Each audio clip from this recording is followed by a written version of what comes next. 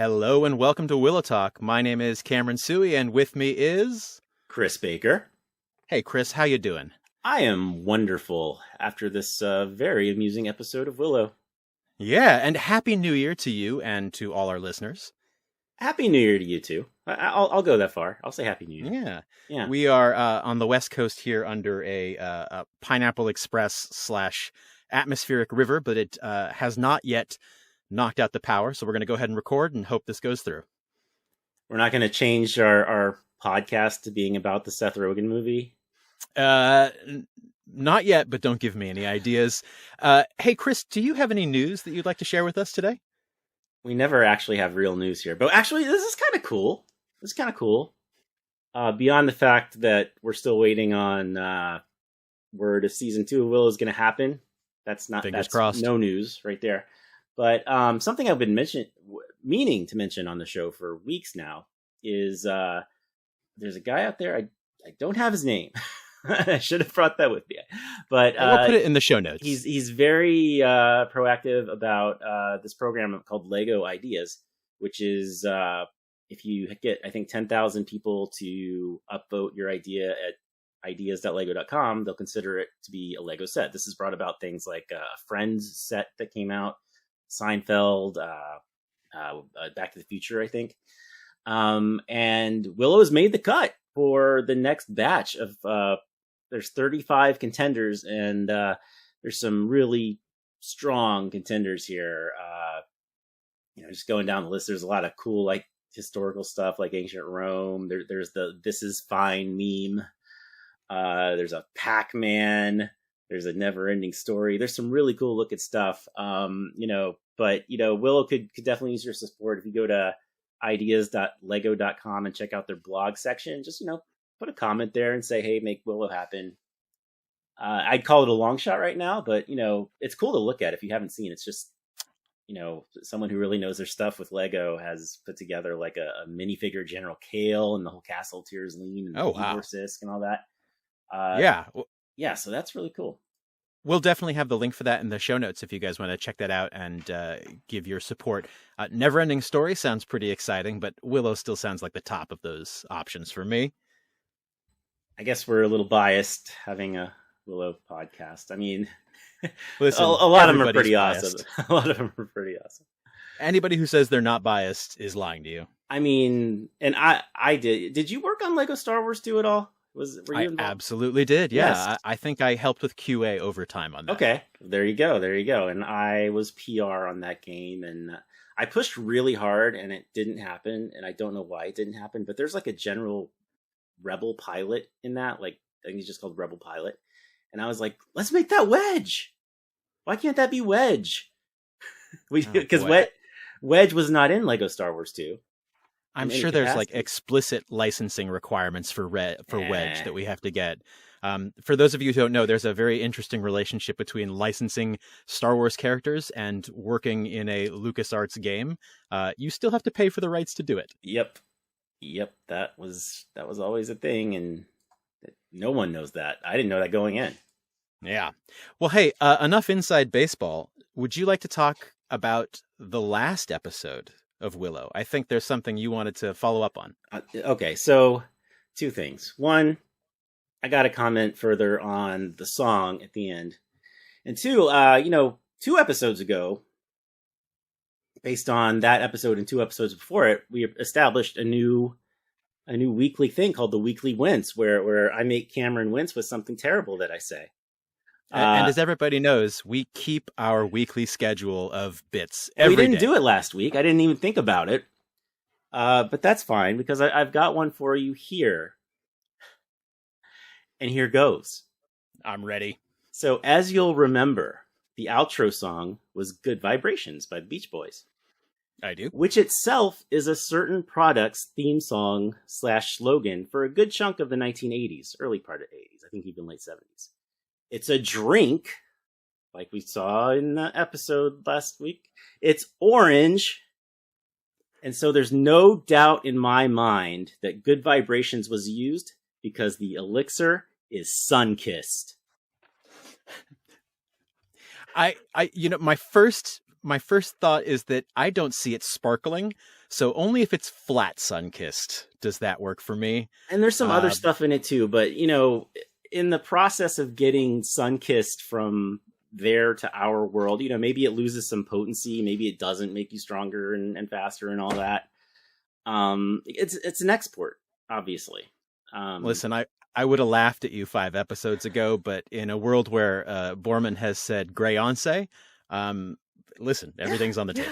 I mean, maybe Greyonce originated, maybe Beyonce got her name from Greyonce. Ever think of that? Yeah. You have no way which way cultural travel goes between our world and Willow world. Exactly. Okay, so that weekly wince wasn't quite as wincy as the other ones. Probably, it was just kind of silly. But I still winced a little. Excellent. And I've got another one for you later because I owe you another. I'm genuinely looking forward to wincing again. Excellent. Let's talk about the latest episode, shall we? I would love to. So, Chapter 7, Beyond the Shattered Sea. This is the penultimate episode of the Willow TV show. Someone had to say that word. One of us had to say penultimate. We didn't even coordinate beforehand who got to, so I sniped you. Yes, you did. But as I love to do, we open up on the immemorial city, where our newest character, the mysterious dark-haired woman, who is wearing floral prints very similar to Eric's chosen colors, got a lot of paisley tones to them. They are sitting around discussing this strange pool of milky red water. And it took me a while to notice, because I've watched this episode a couple times now, it's very clear that the pool is being fed by a long stream that's coming from underneath the big door behind them. There's just like a long runner of it. So whenever the pool fills up, it's being fed from behind that forbidden door, as if we didn't already know to distrust the milky red evil pool to begin with. But it also seems sort of clear that Eric is either sick or weakened by either his journey or by his continued exposure to the milky red water, which, I mean, at this point, I think we can say is probably at least somewhat in the same family as the vermiscus and that strange fluid that we've seen in the mines of Skellen. I just assumed it to be the elixir itself. Yeah, it has a different tone to it. Later, when we get behind the door, it looks more classically like the elixir. So maybe this is like a weakened or watered down version that he's slowly imbibing to lower his defenses. Yeah, he's just kind of there, like in a Jim Morrison state, like going back to that. Kind of like being ponderous. Sun never sets, the day never ends.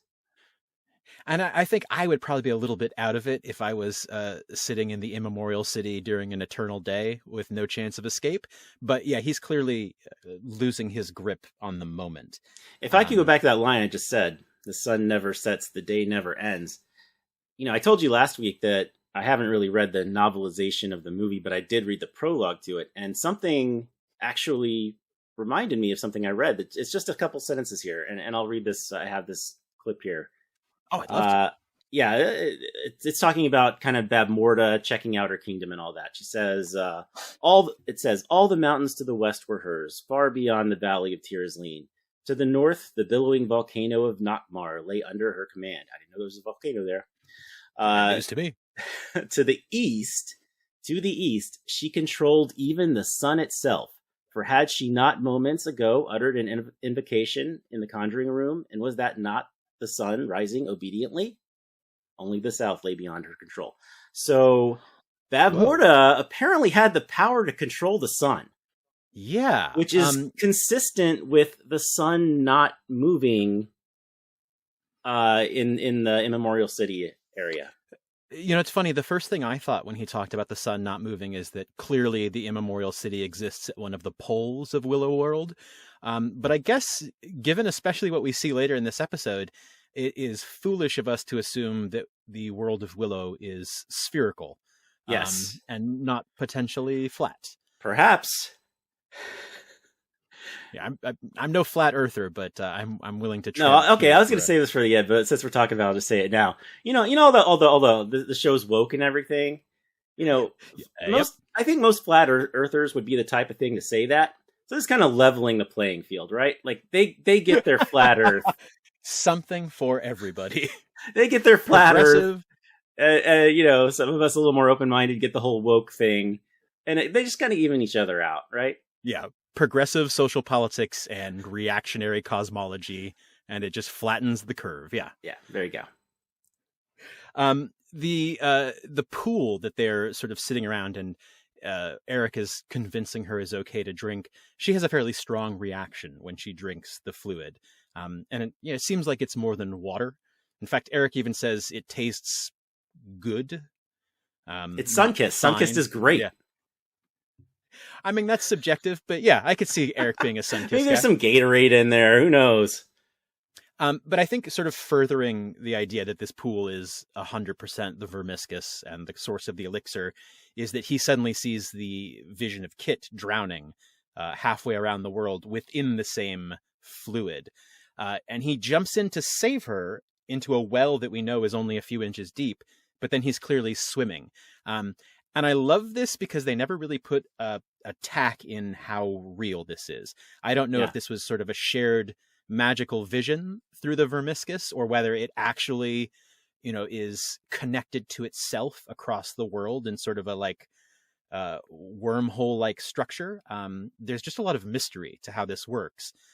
But it just makes for an incredibly sweet moment of Eric and Kit's fingers just moments apart. Yeah, because they haven't been together in any capacity since like the first half hour of the first episode. So it's been a while since we've seen, even if they aren't really together here, and maybe they are. Maybe that there is some kind of weird magical connection. I also think I also think dramatically that it's really nice because we also spend the whole episode watching Eric be tempted by this character, despite his sister and his professed love coming to save him. So starting off the episode with him, remembering and knowing how important Kit is and risking something to save her, I think helps to keep him on the more sympathetic side. Yeah, and they have some nice exchanges before this that we haven't really talked about yet. I was kind of. I found it interesting how she was like kind of pushing him away, which I think ultimately is a playing hard to get kind of tactic. Yeah, there's certainly an element of she's negging him. Yeah, and I liked the line, or I found this interesting. This line anyway. I'm in the most tedious nightmare of all time. At least it was until what? And he never actually expands on that. So. Yeah, and I think the most is it until meeting you, or I think that's what we're supposed to infer. But is there something more to that? There's a lot of that in this show in general, like a lot of ellipses at the end of sentences. I think the most uncharitable read of that is that Eric is excited by having an attractive woman near him. But I also think that it's also possibly that being alone is so mind-numbing and tedious. Yeah. Just having anybody to talk to is something that's a bonus for him. I like how she called him Prince Chauncey McSleazoid. Yeah. Confirming the Irish exist in this world. That's what I got out of it. McSleazoid. Oh, yeah. I mean, given how many sort of fragments of the magical dialogue come from Irish and Celtic myth, like I think Tuatha and those other words come straight from Irish myth. Yeah. So it's not surprising. And I think we hear Eric say his name for the first time, like himself. Like other people have said his name, and I gotta say, it took me aback because one of my like little nitpicks of the show is that no one pronounces his name right. Yeah, they make it Eric instead of ceded pronunciation in the movie. I think Matt Morgan says it once, maybe twice, and that's it. And he clearly says Eric. It's one syllable. I serve the Nelwyn, Eric. Yeah. So this brings me to the other weekly wins. This week's weekly wins. Let's do it. You ready? Yep. Okay. So the previous generation, Eric was pronounced as one syllable, right? And it seems pretty much unanimous that now it's more of an Eric, kind of like Brett Favre is Brett Favre, like it's that kind of thing. So the previous generation, I think we can all agree, is generic, whereas the current generation is generic. Chris, I feel betrayed because I was all ready to like support you and talk about linguistic drift and how language is an agreement that we all collectively make. But that was a full body wins. Congratulations. Yeah. I mean, I'd stand behind it more if I actually thought they were generic, which I don't. But you got to stand behind all these. These are gold. So when we are back with Kit, finally the magic that Alora is trying to use is enough to yank her out feet first out of the vermiscus and drop her onto the surface. And at that point I thought, oh my God, I'm such a fool. This is the Shattered Sea. Can we talk about the transition first? Because I thought that was an awesome shot. Certainly. Yeah, absolutely. When Eric and Kit are about to touch hands, like the screen kind of flips around, like Enter the Spider-Verse style a little bit. Yeah.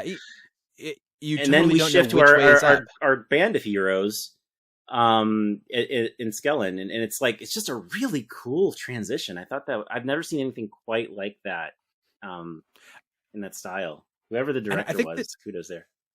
I think there's some other shots later that play with inverting up and down like that. But it is very disorienting because when you first see Kit, she is dropping feet first down to the bottom.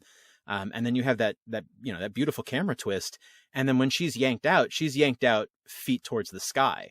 So like there's definitely, more than just the camera movement going on. She's being physically dislocated in space somehow.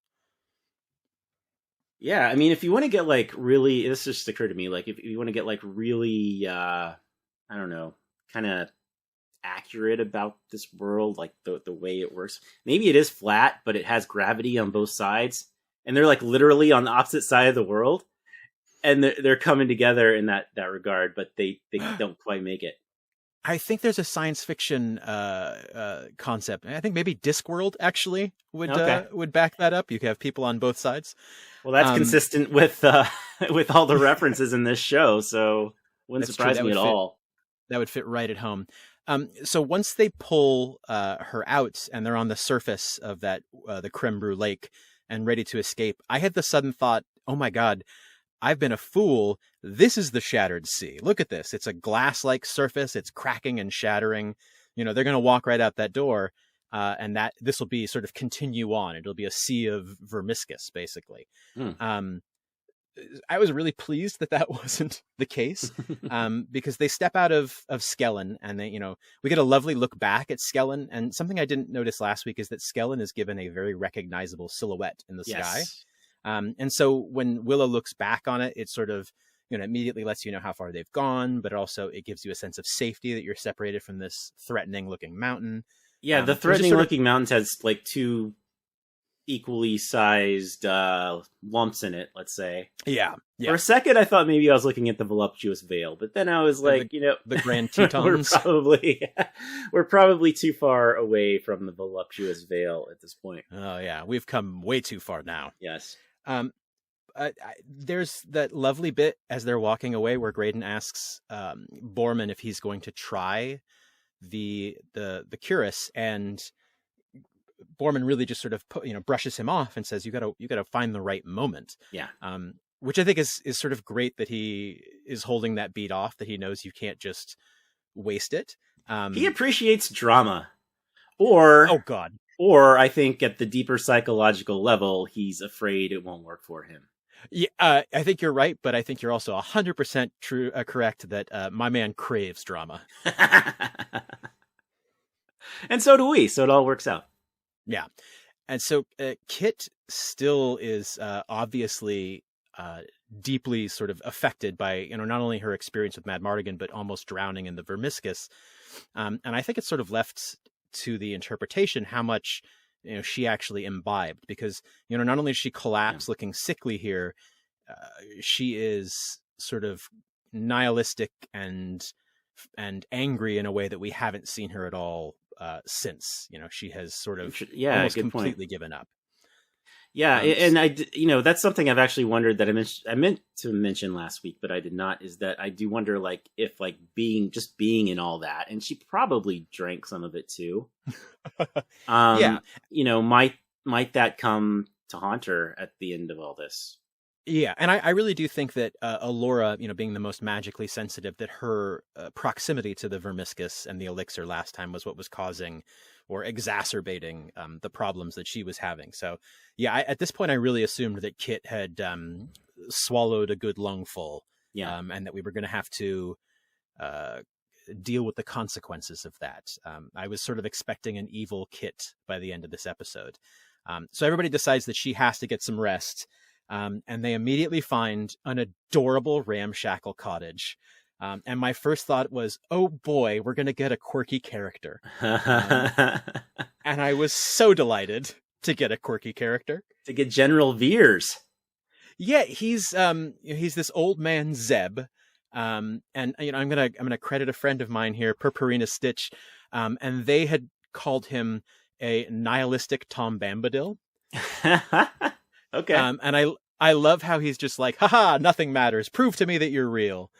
I genuinely like that sort of creepy, friendly take on a character. Yeah, absolutely. Yeah, of course, the actor he played General Veer. David Collins made an interesting point on Twitter. This might be the first person to play, in the Holy Trilogy of Lucasfilm franchises. He was General Veers in Empire Strikes Back. He was the bad guy in Last Crusade who chooses the poorly. Oh my gosh, That's I him. absolutely did not recognize him. Yeah, Julian Glover, I think is his name. And of course, he was this role here. I think most recently, you may not, having not seen Game of Thrones, apparently, but I think many of us will have recognized him as Grand Maester Pycelle.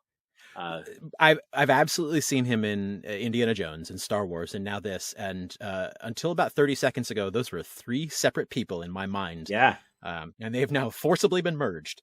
I didn't find out for years into Game of Thrones that it was General Veers until then, because he's like it's been a long time. He looks different, but he was like a very strikingly handsome man back then.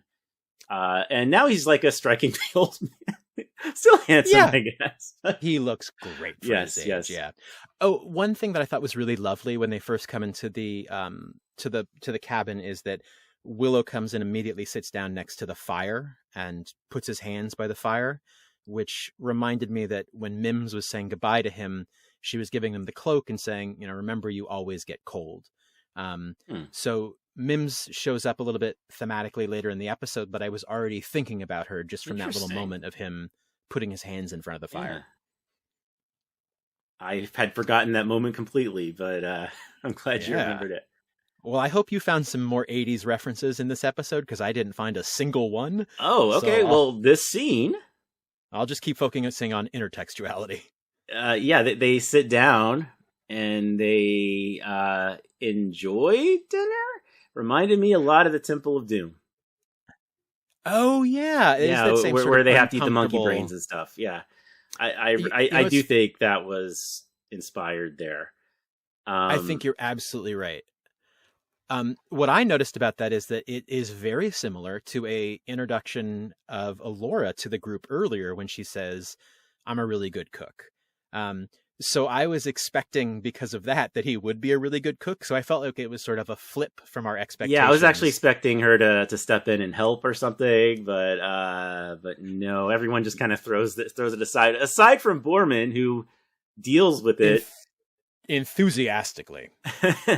I mean, he doesn't really like it, but he eats it, and he takes the salt when Willow is like, "Get me some salt" as a diversion. Now that you mention it, it's striking that Alora doesn't offer to help with the food, and that is really in keeping with the rest of this episode, where she seems to have found a new focus. Yeah, she's all business. Yes, yeah, absolutely. So that's actually interesting that she doesn't offer to help with the food. I also love in this beat that we discover that Willow is loaded.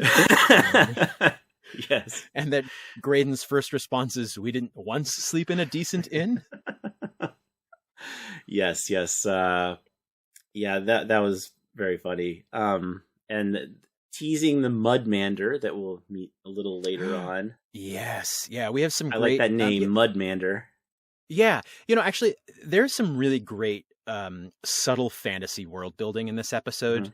And I think this is really in keeping with what we talked about, even the first episode, how Willow's fantasy vistas are so subdued compared to a lot of other fantasy things. It doesn't make them less awe-inspiring. It just makes them feel more grounded. Like the canyon maze where they're fighting at the beginning is visually very interesting, but it's not, so unbelievable that it's, the floating rock islands of Pandora. Exactly. And I think that there's something so clever and economical with the world building of the Shattered Sea, where really the entire set is a shallow sea that they've found somewhere that they can walk across, a few huts, and the silt sleigh, which is pulled by a creature under the water, under the ground. It is so simple, but it is one of the most unique and evocative locations and settings I've seen in a fantasy in a long time. And I just think that really cuts through the sort of heart of the show, is that they are economical and subtle in places where they might otherwise be bombastic. And it really lets it be character focused on these nice backgrounds. Yeah, it's definitely the most strikingly beautiful episode of the show. I mean, I think there's no question there. I do think I could see people who looking to hate on it say that it looks too CG or whatever, but at the same time, it's not our world, and it's supposed to look like something we haven't seen, and I feel like it still comes across as being that, and not like the cynical 2CG argument. When we get to those specific shots, I had a very different reaction than it looks CG that I'd like to talk about, because I would like to talk. So they spend the night with Zeb, and Zeb, he starts to tell them how he came to the Shattered Sea, and that he was a paladin of Kashmir, and that he was here on some sort of a quest. And the first quest he mentions is that servants of a dark power captured a princess, and we were trying to save her. And then he becomes very confused about the nature of the quest, and he starts to think about other quests. And for me, this is low-key the most horrifying scene in the entire show so far, because there's this really sort of creeping menace of his memory being gone. And, what starts off is, I'm going to tell you a nice sort of story. The music is already letting you know that something's amiss. And then he gets to the drop, which is, whatever happened, we all wandered into the Shattered Sea until we couldn't remember why we were there, and we turned on each other. And then he clarifies, we murdered each other. Yeah. And I think, this was the most sort of horror-based beat for me that landed in this episode, because also Kit and Alora sort of share this incredibly hard look, knowing there's so much animosity between them and what they're about to do, the sort of crucible that they're about to throw themselves into. Very true. Yeah, and for me, it was like, okay, he starts his story, and it's like, oh, that's interesting. I wonder if it's something we're familiar with. Maybe I'll think in my head if we're linking to that. And then it goes on to something else and something else. And by the time he's done talking, it's like, was any of that true at all? Or is it a mix of different things? I think that the Princess from Kashmir story is incredibly important. Yes. We will get to that. I also want to point out that the Phil from Kashmir that has so irritated Zeb is not our junior executive vice president in charge of advertising, Phil Van Hest. He has never been to Kashmir, he swears. However, I cannot confirm that it is not my good friend Phil Theobald of the Player One podcast, which has been a video game podcast going since 2006. We had an exchange about Willow in 2020, I think, when they were shooting, where he was very dismissive of it, and he's like, nobody cares about Willow. And it wouldn't surprise me if, like, he inspired He's a Right Jackass. If you gotta the ask right person saw deep into that thread. But no, I have called out Phil as to being possibly the right jackass. Also in that moment, Kit for the first time admits that she saw Eric in the pool, which I think was interesting that she didn't speak of earlier. That seems relevant. But so she knows that there's a counter on their journey, that Eric is in a lot of trouble.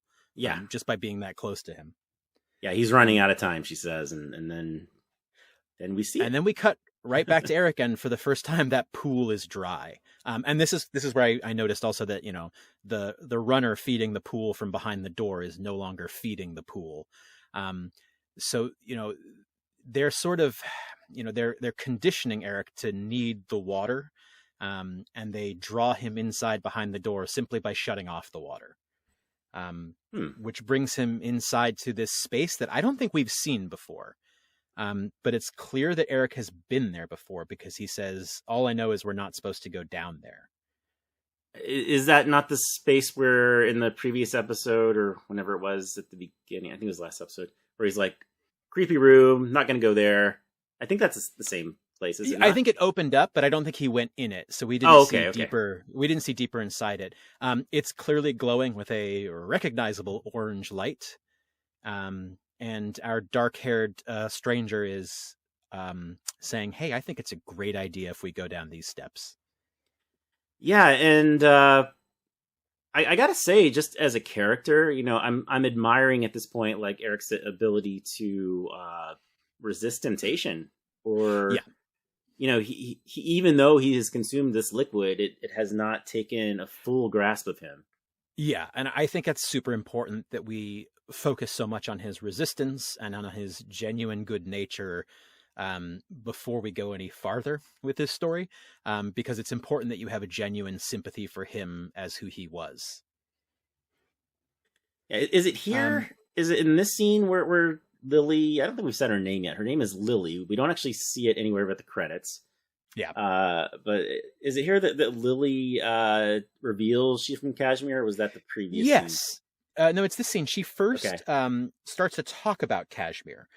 She talks about how Kashmir was this beautiful walled city with the paladins and the, you know, the ivory tower.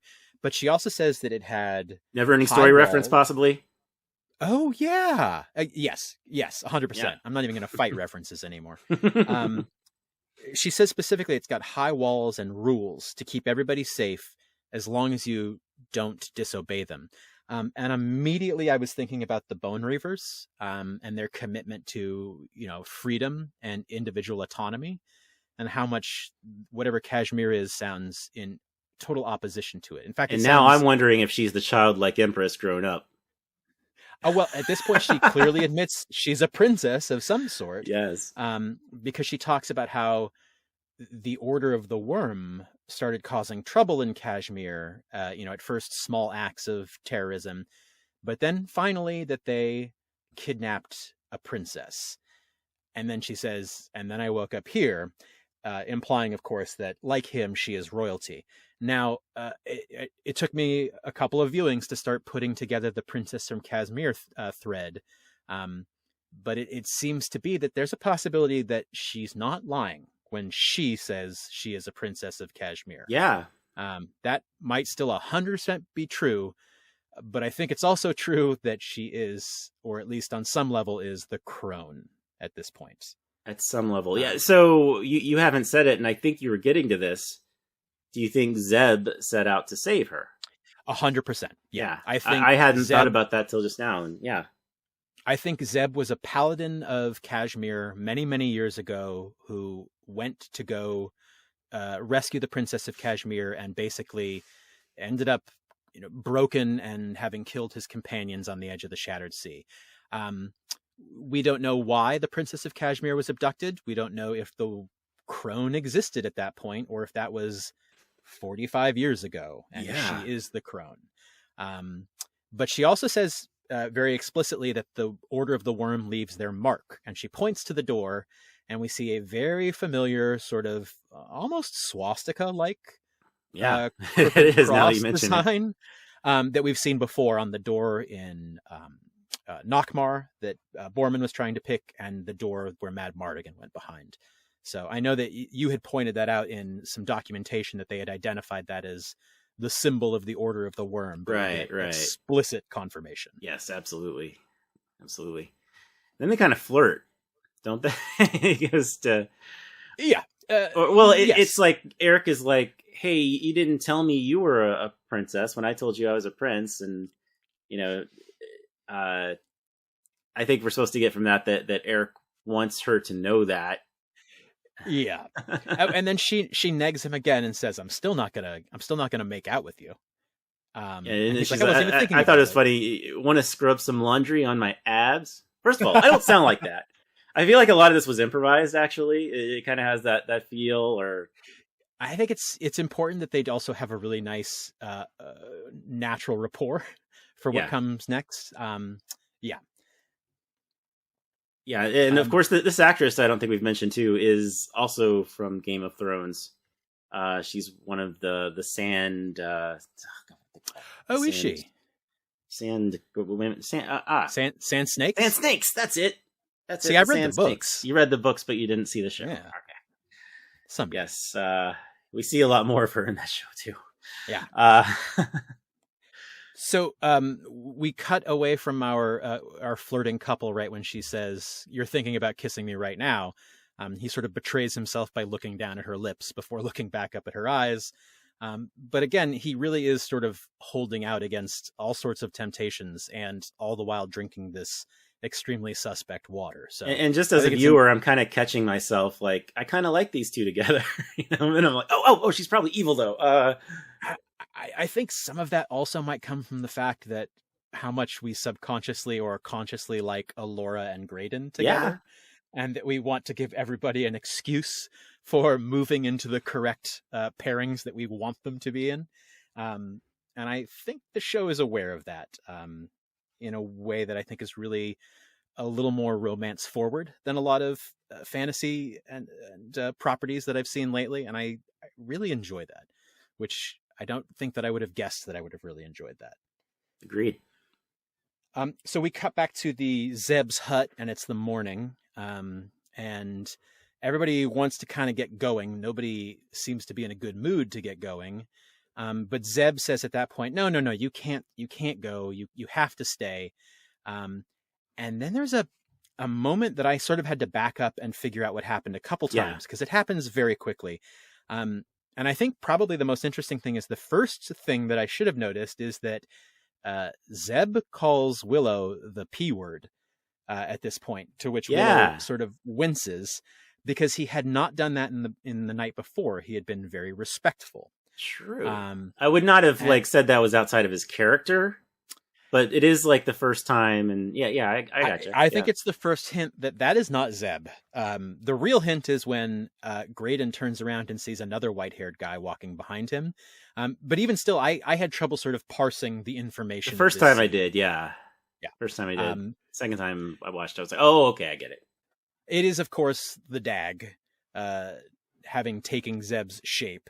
I hope the real Zeb, who just sort of hobbled off into the back room, was fine. Yeah, I hope so too. All for my nihilist Tom Band. I'm gonna be optimistic and say he's fine, because they were so focused on getting the other people, they didn't care. And so they board onto that silt sleigh pulled by the Mudmander and just explode out of the side of the house. And then I think if anything is a reference, this felt like a direct reference to the cart chase of the original Willow movie. It has that same chaotic energy, and it has a shot taken straight from it. You know what I'm talking about? No, is it the throwing stars? Yeah, the shurikens land in the side of the cart in the movie, and in the what do you call it, the sleigh, I guess. In this, and I think, if I remember it correctly, Mad Mardigan looks at it exactly the same way that I think Borman does in this one. Is it Borman who looks at? I'm pretty sure it's an exact, or it's very close. Let me just lie and say, oh yeah, of course I recognize that. I recognized it the first time. But the Dag and I believe it's the Doom. Is that the other Gale in this chase? I didn't see his name in the subtitles, so I can't say for sure. I think I recognized from some marketing art that his name is the Doom. But we have this chase scene Oh, sorry, hang on one sec. We have this chase scene that I think is noticeable for the fact that our characters keep screwing up. Borman tries to shoot the harpoon, and he's no good at it, and he seems to be sort of out of sorts. People ask him to use the cuirass, and he's like, no, this isn't the right time. And it's a very sort of disorienting camera angle that makes me question his sort of state of mind at the moment. Mm. I also think what's lovely is that Kit steps out into the battle, takes a shuriken to the arm, and then immediately just screams and falls backwards. Again, not exactly the warrior in a life and death situation that she wants to be. Did you, when the shuriken hit her arm, did you see black veins around it? Or am I just imagining things? I feel like there was some sort of maybe dark energy connecting to her. Yeah, well, we know that the Lich's weapon can cause that sort of thing. I don't know if being hit by the Doom's shuriken can do that. Yeah, maybe I was just imagining things. I never actually paused it to look, but I do think there was some sort of extra venal activity, let's call it, around where that injury was. She took like a champ right after this. I mean, it took her out of commission, but yeah, that went deep in there. I love that a throwaway joke about Graydon bringing a flute turns into a genuine character arc moment when he pulls out that flute, says some magic words that he's been, overhearing. And I don't know if he completely killed the dag, although we've seen the dag explode into particles before, but definitely takes it out of the encounter. Yes. Which makes, what do we call it? The Doom. The Doom kind of backs off at that point, right? Too, because I think he's already on the sleigh, fighting with Borman. He gets his sword trapped between Borman's the finger holes on. That was cool. That gave that little hole a use. Yeah, I love that weapon. That is such a fun weapon. Yeah, I mean it's Cloud Stripe's weapon, isn't it? Pretty much. Yeah. I also think it's notable that it looks like a strength weapon, like a giant sword, but Borman fights in a much more sort of lanky, ropey, fast sword fighting style. He calls it a cleaver in the first episode. Yeah. So I think it's fascinating to watch him fight with that. I like that a lot. I love Graydon reaching out and becoming magic in that moment, though. He is our D&D bard. It's just perfect. Yeah, my wife, she's not really watching the show with me, but she caught that part and she was like, "What was that? What happened?" I'm like, "I don't know." Yeah. I don't know what he had in his hand when he made that thing come out, and I don't know where that came from exactly. Of course, his magic looks so different than Allura and Willow's. It's like a purple color where his is green and hers is almost similar blue-green. You have to presume he's, I don't know, using the dark side for good, I guess. Well, I have some thoughts about that later that are going to come up. Yeah. But it's the Doom gets on the sleigh and puts a hand on Allura, which causes her to hesitate. And again, in a moment, a very quick shot that I missed the first time, when we cut to the hand on her arm, it's not the Doom, it's the crone. And I think maybe the first time we've seen the crone, long fingers and a sort of blackened, aged face. It's very out of focus, but it causes Allura to just totally freeze up until Jade can stab the Doom in the back and kick him off. Yeah, and Allura's like, she's coming for me after that moment. Yeah. And we don't see what the crone shows her, but it's clear later on that the crone is feeding her information. So we're kept in the dark, other than we know that there was some sort of transfer there. And after that fight winds down, there's that really lovely beat between Jade and Kit where she's pulling out the shuriken, where I really thought, she says, "I'm going to do the same thing every time to make you not think about the pain." And she leans in and you really think that finally it's going to be the kiss. And then she just hauls off and slaps her. And it really looks like both of them scream at the same time because Jade opens her mouth in sort of sympathetic or empathetic shock. But I love that beat. That was such a great bit of subverted chemistry between the two of them. Yeah, it was probably, a great moment leading into something later that we'll talk about, obviously. yeah, it probably wouldn't have landed for me if there wasn't a later resolution of that Sure. tension. But I definitely appreciated that little beat right there. So Graydon says that the Mudmander is listless and that they've got to stop and charge up for the night. So they find this beautiful little island in the middle of the Shattered Sea. And before we get there, we hear this bit from Borman about moving in with a girl. Yeah. And it's amusing in its own, but it's also like, is he talking about Scorpia? Or is there some other woman in his life that we don't know about? I would hope that he would want Scorpia to move in, so I hope this is a past girlfriend. But yeah, it's a very like modern and sort of like casual conversation that they're having. Right. So on that tiny island, we get our first glimpse of the Mudmander, which Graydon names Kenneth. And again, in keeping with their just very clever and economical use, this is just a head and some shoulders under the water. But it's a very like Jim Henson-esque practical with just like loads of personality and character in the eyes. And they've just chosen to focus on just this face. And I think we see it 2 or 3 times total, but just, the first time we see it, it's so colorful and sort of iridescent. And as we see it later, it looks, sort of dull and sicker. And it's such a economical use of a really simple but good practical prop. Yeah, it's a beautiful prop. I've been fascinated by that. It was in the trailer way back, like a long time ago. Yeah. I've been wondering what that thing was this whole time, and it's cool to see. It ends up being a character with like a full character arc. Yeah. Just in a couple of scenes. It's really beautiful. It's a little scary at first because you don't know like what the rumbling is. Maybe it's some kind of monster. But I thought it was interesting too. I shall name you Kenneth after the protagonist of the romantic farce I'm writing. Oh. So I'm gonna take this to another place here. This could go under theories, but it's kind of quick, so I'm just gonna put it here. I went back and watched the very beginnings of the other episodes. For one thing, I never really noticed there's words there you can read.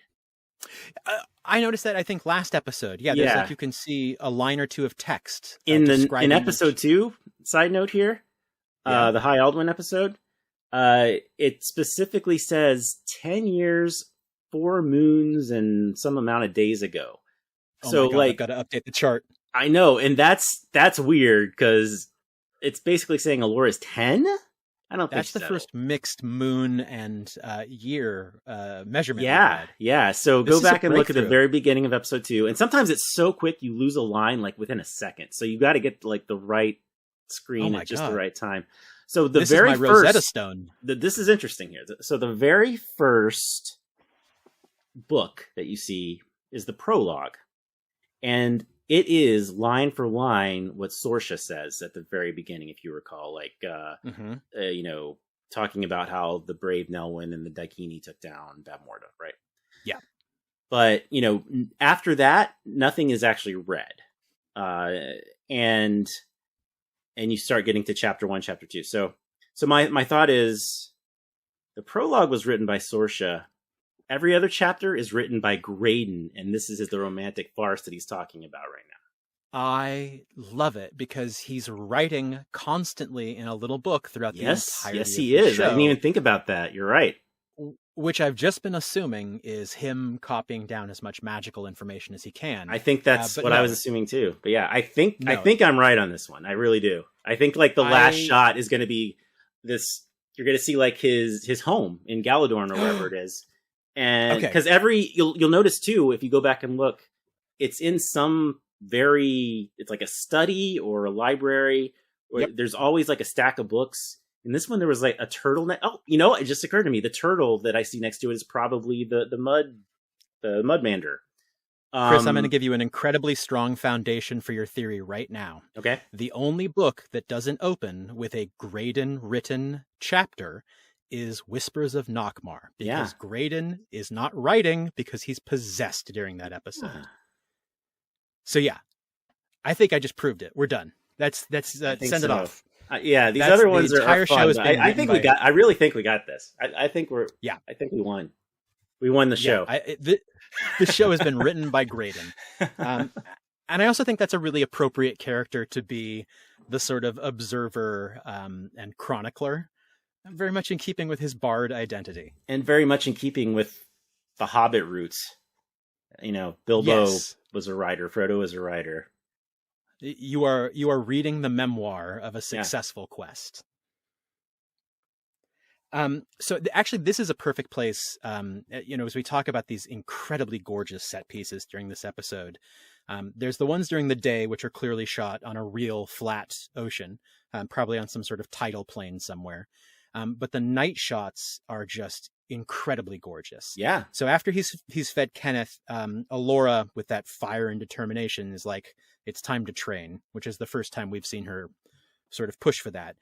But not just time to train. It's time to train. Like really, like look in her eye. Like, let's do this. I'm all business about this right now. Yeah, the 7th episode fire has been lit under her. But what I was thinking about with those nighttime scenes and those beautiful sort of sky domes is that they feel close. They feel like a lot of the fantasies that were shot in the 80s using indoor sets for exterior environments. So I was thinking especially of Krull, which has some really gorgeous, indoor sets that are supposed to be outdoors. You can never make an indoor set truly look like it's outdoor, so it has to be sort of these stylized and hyper real versions of it. So you have these, unbelievably orange and gold, vivid sunsets and sunrises, but the sky actually sort of feels close to me, and sort of felt like those. It has an intimacy and also a sort of connection to those 80s fantasies that we grew up with. Yeah. By feeling that way. So it didn't feel CG at all to me. I think they probably used the Mandalorian, LED volume to do those sequences. The same thing, yeah. Which makes perfect sense, and I guess is a form of CG. But to me, what I was thinking of was the beautiful matte paintings on the back of Pinewood Studios in a giant indoor-outdoor set. Yeah, it's very hyper real, all of it, and that's definitely intentional. And if there are, I haven't actually seen anybody complaining about it, but I can totally see people complaining about it. Like, the guy that we've made up, is wrong. I just like this guy, this new character I created, who has this voice and complains about things. I love it. We'll give him a segment at the end. I love this is sort of the first time we get a better sense of like the rules of magic, and there's like almost a yoga like breath control to magic, about centering and about feeling the breath and the blood and the life stream. It is very similar to the Force, isn't it? Yeah, feel the Force go through you. Yeah. What I thought was unique is when they start practicing their magical attacks at each other, they're not like straightforward blasts that follow straight patterns. It almost looks like lightning the way it arcs. But then when we get wide shots later of Graydon doing his magic, it looks less like lightning and more like energy following a geometric pattern. Like it hits a node and it starts moving on a different, straight line. It made me think a lot of like ley lines, or sort of like, connected invisible energy lines that it's following. Yeah. But there's a real interesting visual variety to Graydon's magic versus Willow's and Alora's magic. Yeah, and I wonder like how much of that is lore and how much is just to look cool. I mean, video games do that all the time too. You got your spread shots and your, just straight on shots and stuff like that. I think too, like, in this training segment, I'm also thinking like, is this hurting Willow in any way to do, because he's doing magic of some degree, or is the magic so simple that it doesn't really take anything out of him?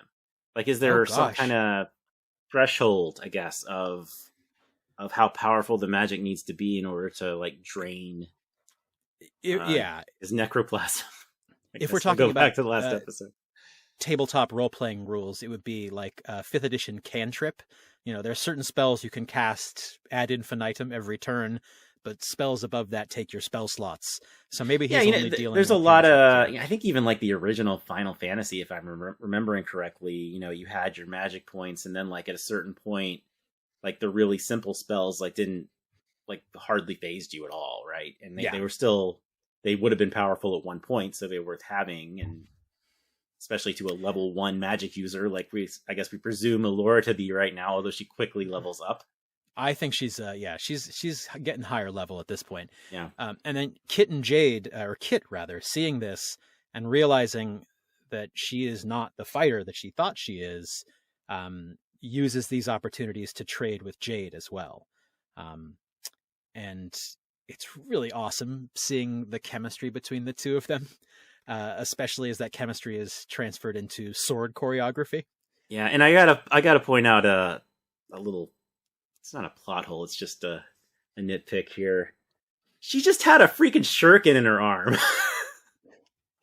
Yeah, well, we don't know how much time has passed, but yeah, true. It could have been weeks, could have been months. They say at one point. Yeah, okay, that's perhaps true. It was just a flesh wound as well.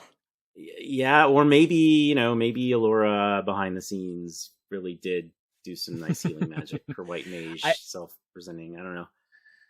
I gotta say, I am weak for a good training montage, and I feel like this is one of the better training montages I've ever seen, because it so firmly focuses on character interactions.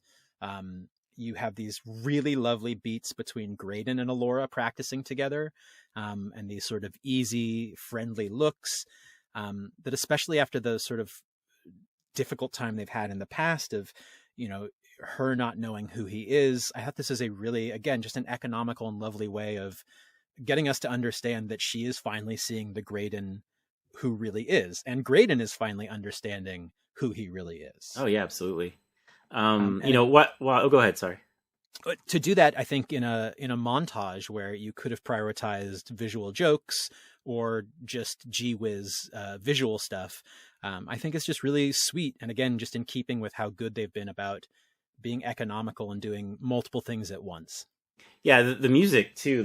This is probably the most atypical song in a Willow thing that actually really worked for me. I thought it went really well with the action going on. I think I might have caught another shot, like a visual reference to when Borman's watching Willow and Allura fight, and he takes like a swig from his canteen, like really interested. That really reminded me of something, and I don't know for sure. I think it's a Neverending Story thing as well. I think there's a part in the Neverending Story, which I haven't seen in 10, 15 years, where a character, I think it might have been the guy who rides the snail. The bat? It might have been the guy who rides the bat. But like they take a big swig just like that and look on. Does that ring a bell to you? That does, but that also might be sort of the Mandela effect of me inventing a memory right now to support you. But I've seen it recently, and actually that does seem like a familiar thing of the bat rider sort of poking up and looking at something. What I loved about that moment is that Borman's beard is so caked in sand that, like, clearly he had another B story or a C story going on the island where he was getting his face filthy for some reason. We didn't need to see it, but in that moment, it's just like, yeah, Borman had a silly adventure that involved getting filthy a few seconds ago. Could have been cut. That happens in TV too. Maybe it's true. Bonus scenes we, just haven't seen. I can invent a good Borman getting Sandy story in between the margins just fine. There's all kinds of stories that we could invent. We should be writing a comic ourselves, like a. Hey there, if anyone's listening. Yeah. We are writers. I love how colorful and energetic this whole sequence is. It had a physical energy that transferred to my body that I was just sort of bopping along. Again, this might not be music that I would ever listen to on my own, but it worked for the moment, and it imbued me with the same energy, and I really, really, really enjoyed it. Yeah, and when that part where Allura and Graydon are sparring, magic sparring or whatever.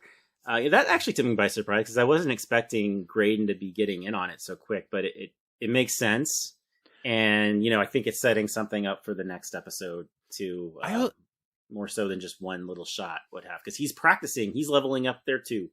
Yeah. I also think it's really nice that, like, upon learning that he has magical skills, there's no gatekeeping. There's no, like, well, you're not the chosen one, and we got to train the other one. That they're like, yeah, whatever you can do at this point is going to be helpful. Everybody can be a part of this. I also think it was fascinating that Alora has put on a denim jacket in this scene. With zippers, another thing to complain about. No, I won't have it. They're magical zippers. Hey, anybody can invent a zipper in any fantasy world. Final Fantasy, there's a million zippers. Absolutely. You ever looked at anything Nomura puts together? Final Fantasy X. What was that? Lulu or Luna or something like that? Like, they're all over her. All zippers I know is everywhere. Not even zipping anything up. They're just there. Pro denim. Hey, let's take a quick moment and hear a word from our sponsors. I like to not to actually leave a gap here, so I don't actually have to move stuff around. It's so much easier. Okay. Sure. And we are back. And with the end of that lovely training montage, we go into a scene between Kit and Jade, which has got to be the most romantic scene of the entire show so far. In a series of yeah, I don't know, romantic teases that have had some, the end of the Wildwood episode was a great exchange between them. Absolutely. And I think there earlier this episode even. There's a lot more teasing than there is payoff of romance in genre, I think, a lot of time. And I think it's notable by how much they are letting their romances breathe and develop and then truly paying off on them. With Minetta's ploy.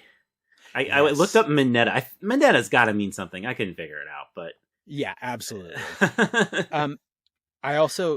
There's such lovely subtext when they're talking about sword fighting, but the word choices they're using are aching, denying, vulnerable. Mm-hmm. It is very thick with subtext. Yes. And the subtext eventually becomes just text, really.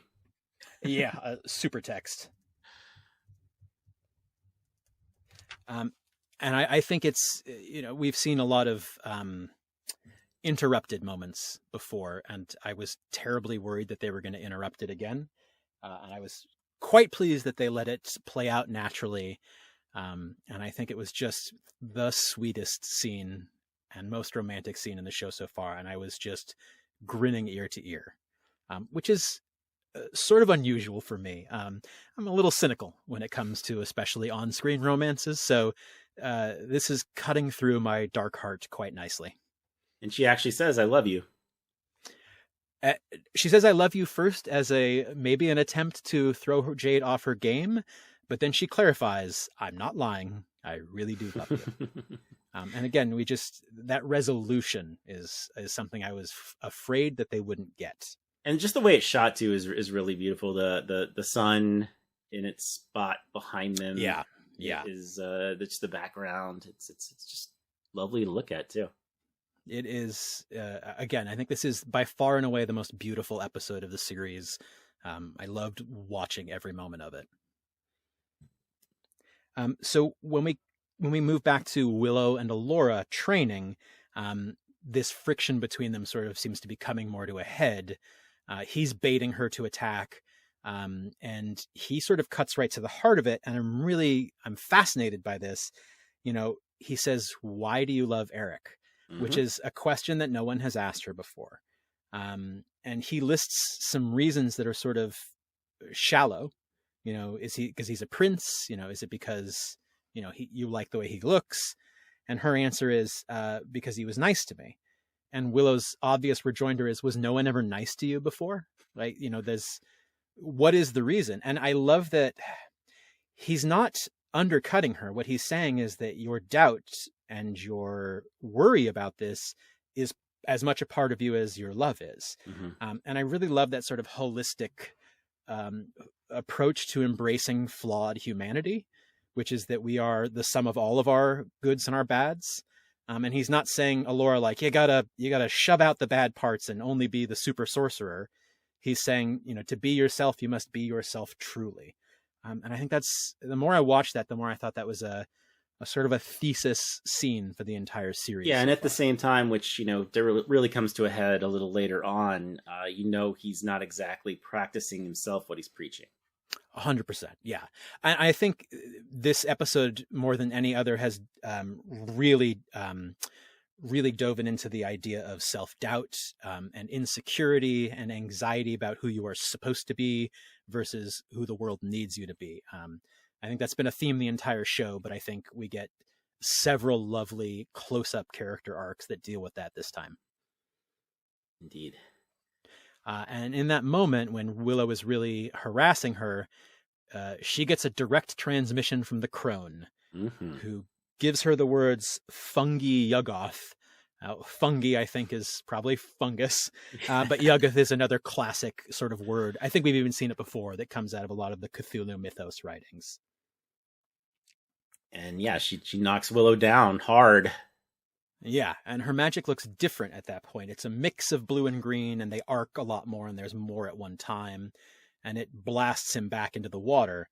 She's immediately sorry, but, when he calls her on it later, she still lies and says, I learned it from the Malatrium, the book that we read in Nockmar.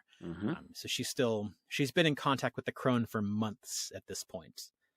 Possibly days. That's another thing. No, because actually that comes up in just a moment. Kid, I think it's Kid who says days are getting longer, nights are getting shorter, and maybe it's later on where they talk about they can't tell how long it's been, and that's like the effect that this place has had on them. And it also, if you remember what Eric had to say at the beginning, like it really links to that too. So there's definitely like a connectivity between this part of the Shattered Sea and the Memorial City.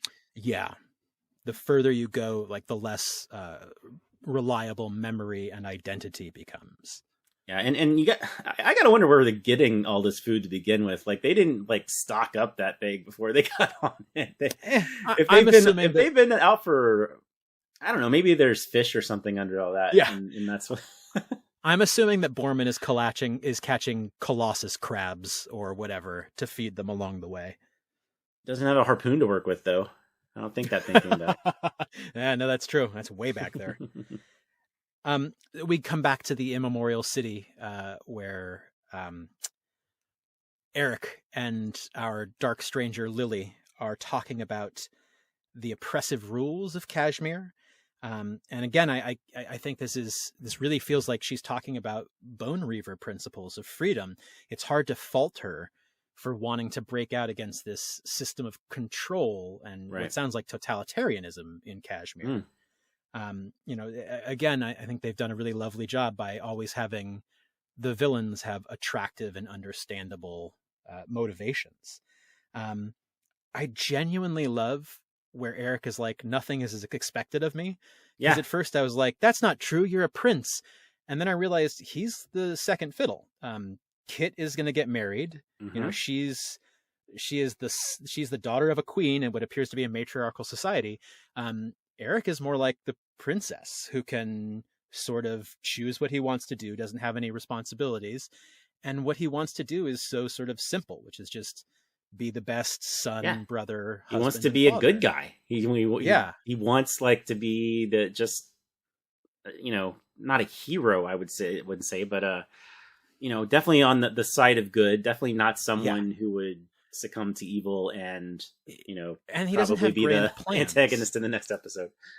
And I think also what I found the most lovely about this entire bit is that he says, what I want to do is marry Dove, who he then identifies as Brunhilde.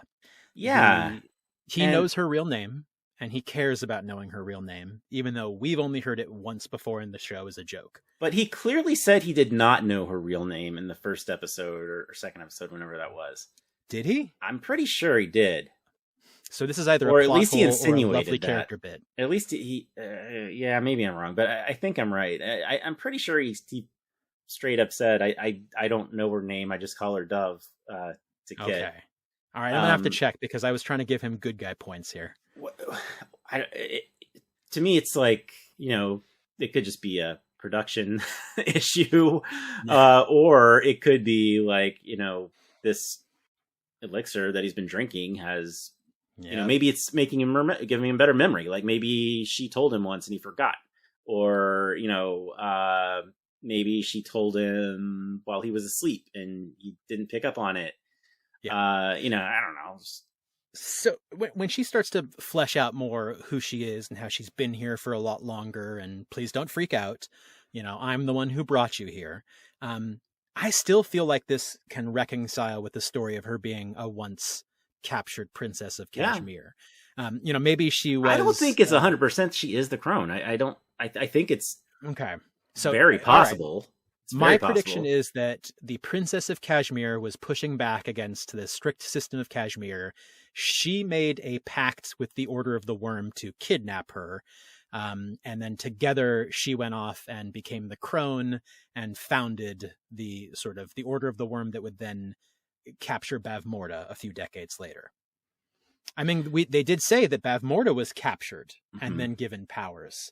So, perhaps that's how the crone was inducted as well. Yeah, I'm just having. We're talking about Kashmir, and I'm thinking back to the original movie and just the one-off line. And I'm the king of Kashmir. Like, that's just supposed to make you laugh or whatever. And now I wonder if they're almost trying to give it a little more depth in that, like, the king has this great reward for his missing daughter that's gone out across all the land. And so for that reason, he's like well known as the main person with all the wealth in the kingdom and everything. And that's specifically why Mad Mardigan says that. Total retcon, obviously, but it can work. I think we've seen a lot of tiny references be built out and become not just a little throwaway joke, but an actual bit of world building. So the entire existence of General Kale, for example. Yeah. So she then directly echoes Willow and says, forget all you know and all, or rather the High Aldwin from the first movie. Forget all you know and all you think you know. And that, hey, look, good and evil aren't as drawn as you think, and you need to sort of accept some new truths. And I love that Eric has been so consistent that his response to that sort of thing is, peace out, I'm leaving. Yeah, and I just got to point out, like, when she said, forget all you know or think you know, that hit me, because I know that's one of the High Aldwin's major lines. Yeah. It's very much unlearn what you have learned from Master Yoda. Yes. But like, it also makes me think, like, is that like something every magic person says, or is it possible that even the High Aldwin had some temptation from the crone, and this line was fed to him and he remembered it, and maybe even there is some crone magic in the High Aldwin, but he's just not powerful enough to use it inherently. I don't know. Yeah. It just really stood out to me, that line. I think what's consistent is that every time they've done something that could have just been fan service, it has fit interlocking with the plot and the themes in a way that doesn't make it feel like, oh yeah, he said the line from the other thing. Cool. It works. It works really well for me. Yeah, and Eric just bolts. He's out the door. I love how much he resists until the very end. I think he's a great character. I mean, I really do. I really like him. I know that because people want Alora and Graydon to end up together, that they don't want Eric to be likable or sympathetic. But listen, I'm okay with likable characters who don't get what they want. That's even more. And he can still be likable with, not truly realizing it until about now that he doesn't really love Alora. Yeah. So we have a scene between Kit and Willow where we, for the first time, get an indication of what the worm is. Willow says that if magic is the bloodstream of the universe, the worm is an ancient being that feeds off of it, but that it was captured and sealed away beneath the world long ago. And that it's, down there sleeping. And, what happens if it wakes up? And Willow just is like, I don't even want to go there, basically. That's just a look on his face that dwells on and for a while. The audio that we get at that time reminds me of his visions of Alora dying. That seems to be the sort of the end game of it. And we're also told in that same scene, this is the first time that Kit tells Willow that she heard Mad Mardigan's voice. Yes. In the tomb. Yeah. That transitions to Willow having that really horrifying vision of Mims, which is posed as a dream, but Willow immediately says that wasn't a dream. Where it looks like at first I thought she was crying over Willow's body, but it looks like she's crying over the body of another Nelwyn. Yeah, it's another Nelwyn. Yeah, and so she's saying we weren't. I didn't even think about it. I think it's his apprentice. Oh no! I think that's who it is. I do. I think that's who it was. Who he was really counting on to be more supportive. Yes. Oh no. Yes. Not so great with the magic as instructed by Willow. Yes. Love to see Mims show up again though. Such a fun character. Oh, she'll show up again too. Yeah. And so Borman, upon waking Willow up from that dream, says that he's also been having repeating dreams over and over again, although his is of being naked at a wedding and being laughed at, which makes no sense. And I wonder if he's lying about that. I wonder if they're all having prophetic, uncomfortable dreams. Or he's telling the truth and it's just not the entire truth, and there's like some other facet to it that will come in hand. Because if there's one thing I've learned about this show, the jokes have more to them than just being jokes. Yeah, exactly. The flute became more than that. And again, I thought the character of Dove was a joke to introduce the Lothario prince. So I'm all here for what the dismissive like don't worry joke. About it is going to come back in the next episode. I have no doubt. Oh boy, I hope so. So Graydon has his sort of final moment with Kenneth where we realize that Kenneth is really not doing well. His eyes are all milky. And again, Artex is sinking in the swamps of sadness. Oh boy. I got to go to therapy for a minute. Hang on. Okay, I'm back. And they get so much emotive stuff out of that Jim Henson style practical. I love how much Graydon has a full-on realized character growth in this episode. He just, the last episode says, hey, we don't really know who you are. And he took that as a challenge. And I feel like he really figured out who he is in this.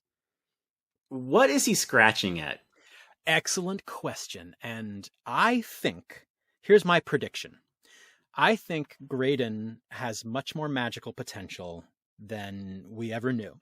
And I think that that's what allowed him to be possessed or to be manipulated, because he had so much potential. He was so much of a conduit. Whatever the ritual they did afterwards with the scars, I think has sealed the magic inside of him. Okay. And now that I think that he's trying to express it, that those seals and the scars are physically hurting him. Yeah. So I think as he's or just sort of the magic itself trying to get out, Yeah. But I think he's been sealed in somehow, that he's been, reduced by that. Okay, but I'm not missing something. There's not a clear thing he's scratching at. Okay. No. And again, I think that's something else that they do super well, is that they balance subtlety and broad so well. There are so many plot things that I think a lesser show or a less confident show would have repeated 3 times to make sure everybody got it. They would have made it a full scene. They would have looked right at the camera and say, you get it? This is what's happening. But they do so much in this show where it's just a thing happens and it will come back later. And if you remembered it to make that connection, then that's great. But I think the sort of superstructure of the story is so simple on its own that somebody who's not necessarily fully invested in all those details is still going to get the dramatic quest with, romantic resolution. And in that way, it really does feel like a tabletop role-playing game or a video game where you can follow the main story, or, hey, if you want to dig, there's lots of stuff in the margins that we are being consistent and clever about. Yeah, absolutely. But yeah, so I think it's next where we get the part about we've been out here a long time, weeks, months. I can't even tell anymore. Yeah, and Willow has an incredible sense of despair. Warwick Davis does an incredible resting despair face throughout this episode, where it's just, his I would say this was the most willowy episode of the show called Willow so far. Yeah, and he doesn't get a lot of forward growth like Graydon does, but he does get a lot of honesty. He's letting his guard down a lot. Yeah, and he and Borman, I think, are experiencing their lowest moments in this episode. It's a combination of him realizing what he's telling Allura and just the shattered sea. Yeah, because The shortly swamps after of sadness this, getting to him again, going back to Neverending Story. Yeah. So, sorry, hang on. So yeah, everybody's testy, and everybody's at their lowest. But there's this moment beneath the like most unbelievable star background I've ever seen. It's like Just every the sort of- star in the universe. and every nebula and every Yeah. galaxy. Yeah. And again, it has that sort of small feeling to it that I associate with 80s fantasies being filmed indoors. But it just is such an incredible image, especially after we've had so many episodes in the dark where I couldn't see what was going on. To have a dark scene that was so beautifully and richly lit with, you know, these greens and these blues, and that it was lit very well because the characters didn't look sickly or unusual in these colors. It looked very natural, even though it's counter to the skin tone. You want to go back to 80s fantasy? I got a new one here for you. Please. The concept of this scene reminds me of the concept of a planet being the center of the universe, where Castle Grayskull is. They're on Eternia right now. You caught me from behind on that one. I had no idea where that was going. Castle Grayskull is the center of the universe. Did you not know this? The Axis That's why it's Mundi. so powerful. I think on maybe the second or third viewing, I don't think it occurred to me how important this scene is between Kit and Allura. And I think it's the time that Kit really realizes I've been blaming the wrong person, that I'm not mad at this person. And I think, and I love that they do it by both. Neither one of them relents, right? Neither one of them is giving up to the conflict between them.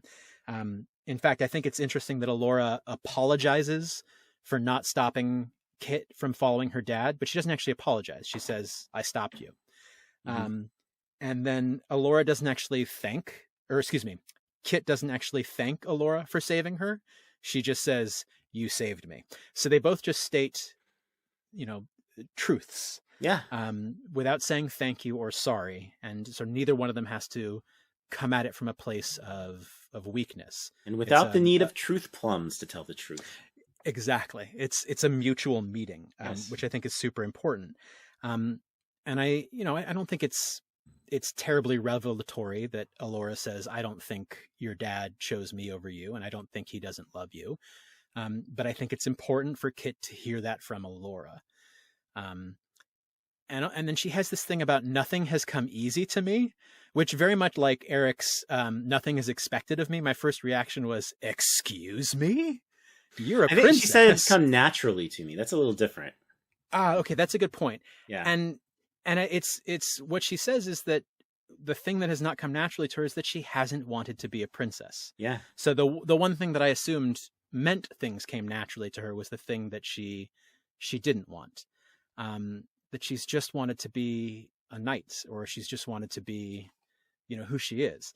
And I love Allura's gentle admission of, I always did want to be. I sort of did. I mean, what little girl who isn't a princess doesn't want to be a princess? Is as the parent of a 2-year-old daughter, I'm already finding that out.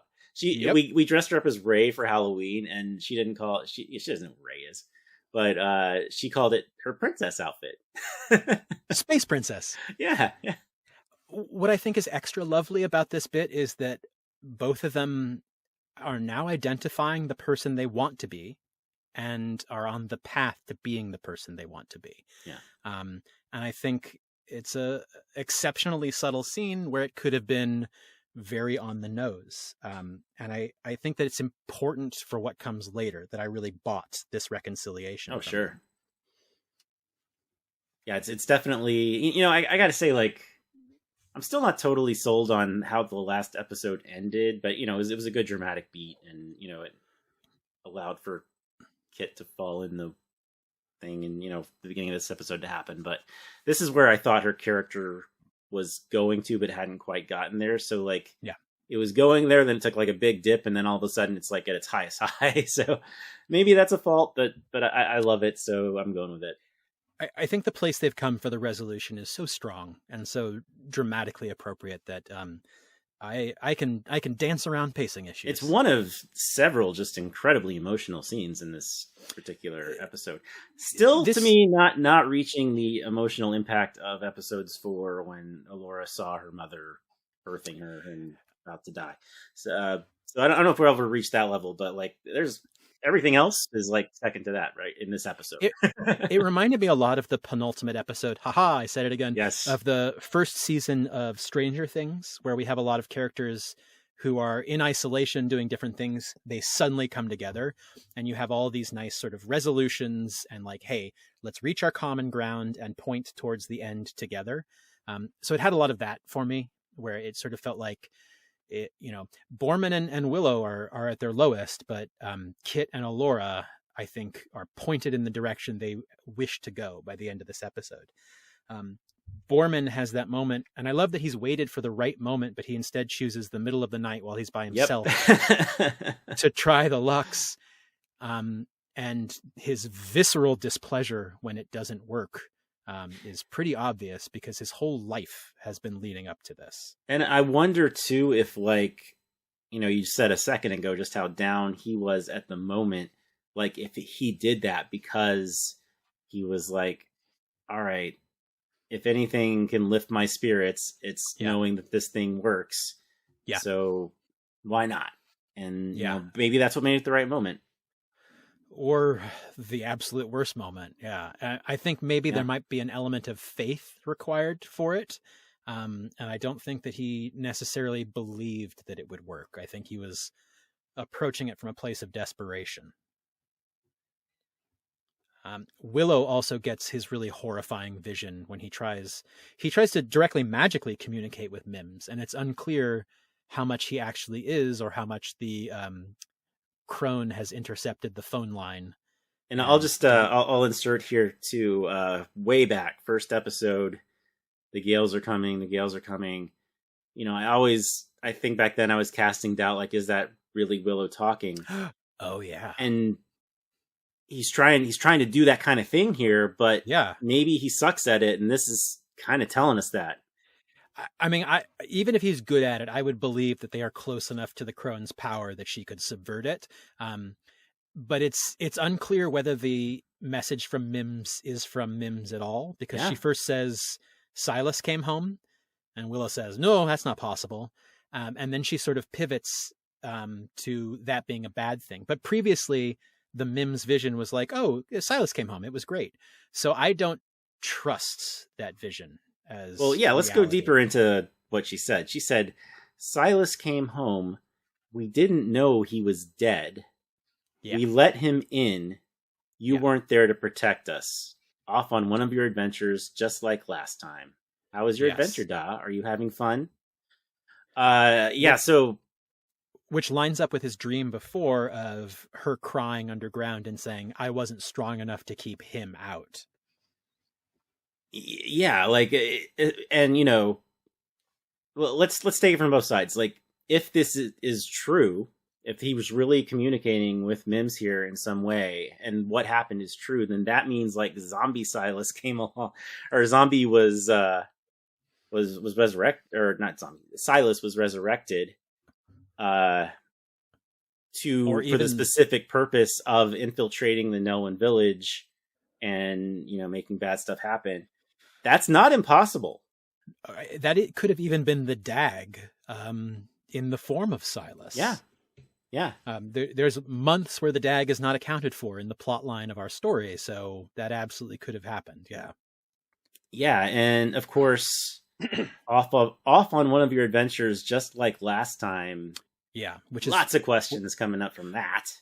Well, he sort of admits it immediately when Kit comes up to him afterwards, what she was talking about. Yes, I have a lot more to say about that when we get to the theory section. Yeah, well, so what he says quickly is, he says, I was out doing something and I wasn't there to protect Kaya. The implication being Kaya died, and that Rhiannon ran away because of that. Which, it explains why he's so focused on not losing Mims and why that's such an obvious weak spot for the crone to attack. The feeling like you failed your last family member. Does he not specifically say Kaya died? Because that could be another one of these He Ambiguities. does not. Yep, Okay, he says, wasn't there to protect her. That's not exactly she died. Okay. Nope, she could have been taken by trolls to the mines. She could have been any number of things. Yeah. But that's the first sort of official confirmation of anything that we've had. Okay. Well, there's hope she's alive then. Side note, I've heard the actress who played her is like significantly older than Warwick Davis.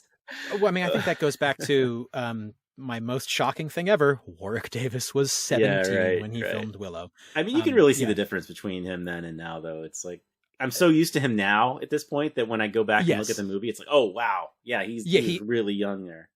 He absolutely looks like a 17-year-old when you go back now, but at the time I bought that he was a 30-year-old Yeah, father. me too. Totally. So we also, sorry, at this point, Borman starts yelling because Graydon has set Kenneth free, stranding them there in the middle of the Shattered Sea. Mm-hmm. And we don't see it happen, but I think it's like a very lovely Graydon beat that he would prioritize, the life of this creature over their immediate, needs. And if it's not going to take him very far, like it's just plain cruel because no one wins. Yeah. If he can't perform his duties anymore as a what is it? Mudmander. Mudland. Yeah. And I think this is like Borman is just completely broken at this point, and he shouts out, "Nothing has gone the way it's supposed to," which is one of those lines that sort of fractally applies to both his life and the quest and the moment. Can I just say too, like he's really genuine here, and the actor's doing a great job here, and it just I find it interesting how great he can be in this kind of serious moment and then just be the total goofball the rest of the show. Well, even the goofs that come on from here, they are delivered in this sort of hollow, broken tone. Like he's still sort of going through the motions of being the funny guy, but he's like, he doesn't even feel it anymore. And they're still funny goofs, but his delivery of it is totally different. And it comes from this sort of exhausted place that's kind of unnerving. Yeah. But yeah, so Laura is like, we have to walk. It's like, she's like, all business, like, all right, we came this far, let's just walk the rest of the way, which is a weird thing to say on a sea, but you can She has no doubts. Yeah, but also Willow did say that they would have to walk across. That was part of his original sort of statement. Yeah, that's true. We get our last view of Eric as the unfiltered Eric, as we see him sort of dragging himself back. We don't know how long he's been gone or tried to stay away from the Immemorial City, but the door is open and the pool is dry, which is the way that they're dragging him inside the door. The only water available to him is inside. I didn't catch that inside detail. Okay. Inside it's very clear that the water coming down the trough is just clearly the orange vermiscus. And she fills up a huge cup of it as he collapses in dehydration. And Eric really doesn't get a chance to consent to this, which I think is interesting. They control him by his thirst and by his needs. And they basically break him into having no other option. And Lily gives him the vermiscus via a grail. Yeah. It's safe to say he has chosen poorly. Yeah, there you go. That's a reference for sure. It is very Grail-like. Yeah, we've got the whole at least original 3 indie movies throughout this. I don't know Crystal Skull well enough to see if there's anything there, but who does, really? Yeah, I've seen it once and I didn't hate it. That's all I remember. So back on the Shattered Sea, I love how how final the desperation feels. They are just sort of trudging without. Oh, wait, can we go back? There's one Please. thing I thought that was interesting that Lily had to say. She said, "Don't be afraid. We've got you now. We've got you now." So is that like the Order of the Six or whatever they're called, or who is we? It definitely suggests more than just her, obviously. I mean, it could be the Order of the Worm collectively. If she is the crone, it could simply be the Blood of crone the Six. and That's what I the was thinking of. worm. The Blood of the Six, which is servants of the Yeah. worm. Okay. Yeah, there's definitely a group effort being made to Yeah. undermine Eric. That's the first plural pronoun I think we've heard from her. So, yeah.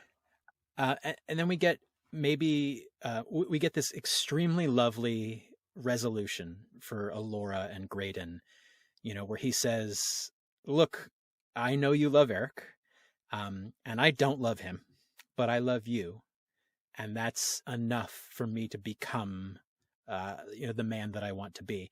And I don't ask for you to love me back."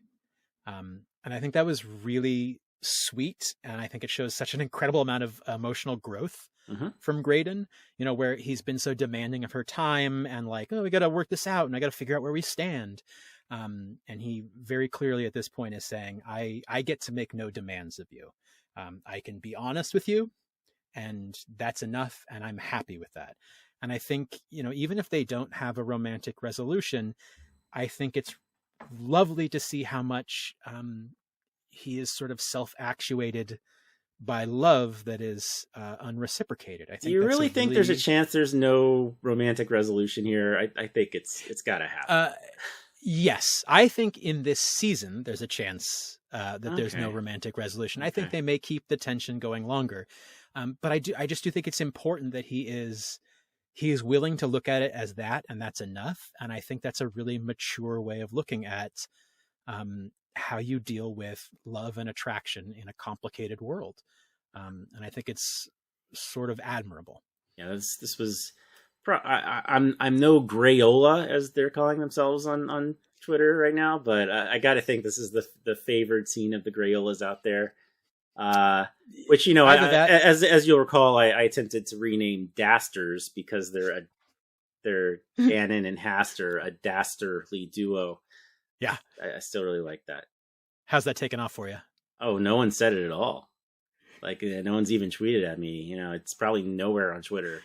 I need to make like a thread of like each of the weekly winces. That was like setting up the weekly wince, if you'll recall, which was Elora with another certain Disney Plus magic user, Grogurt.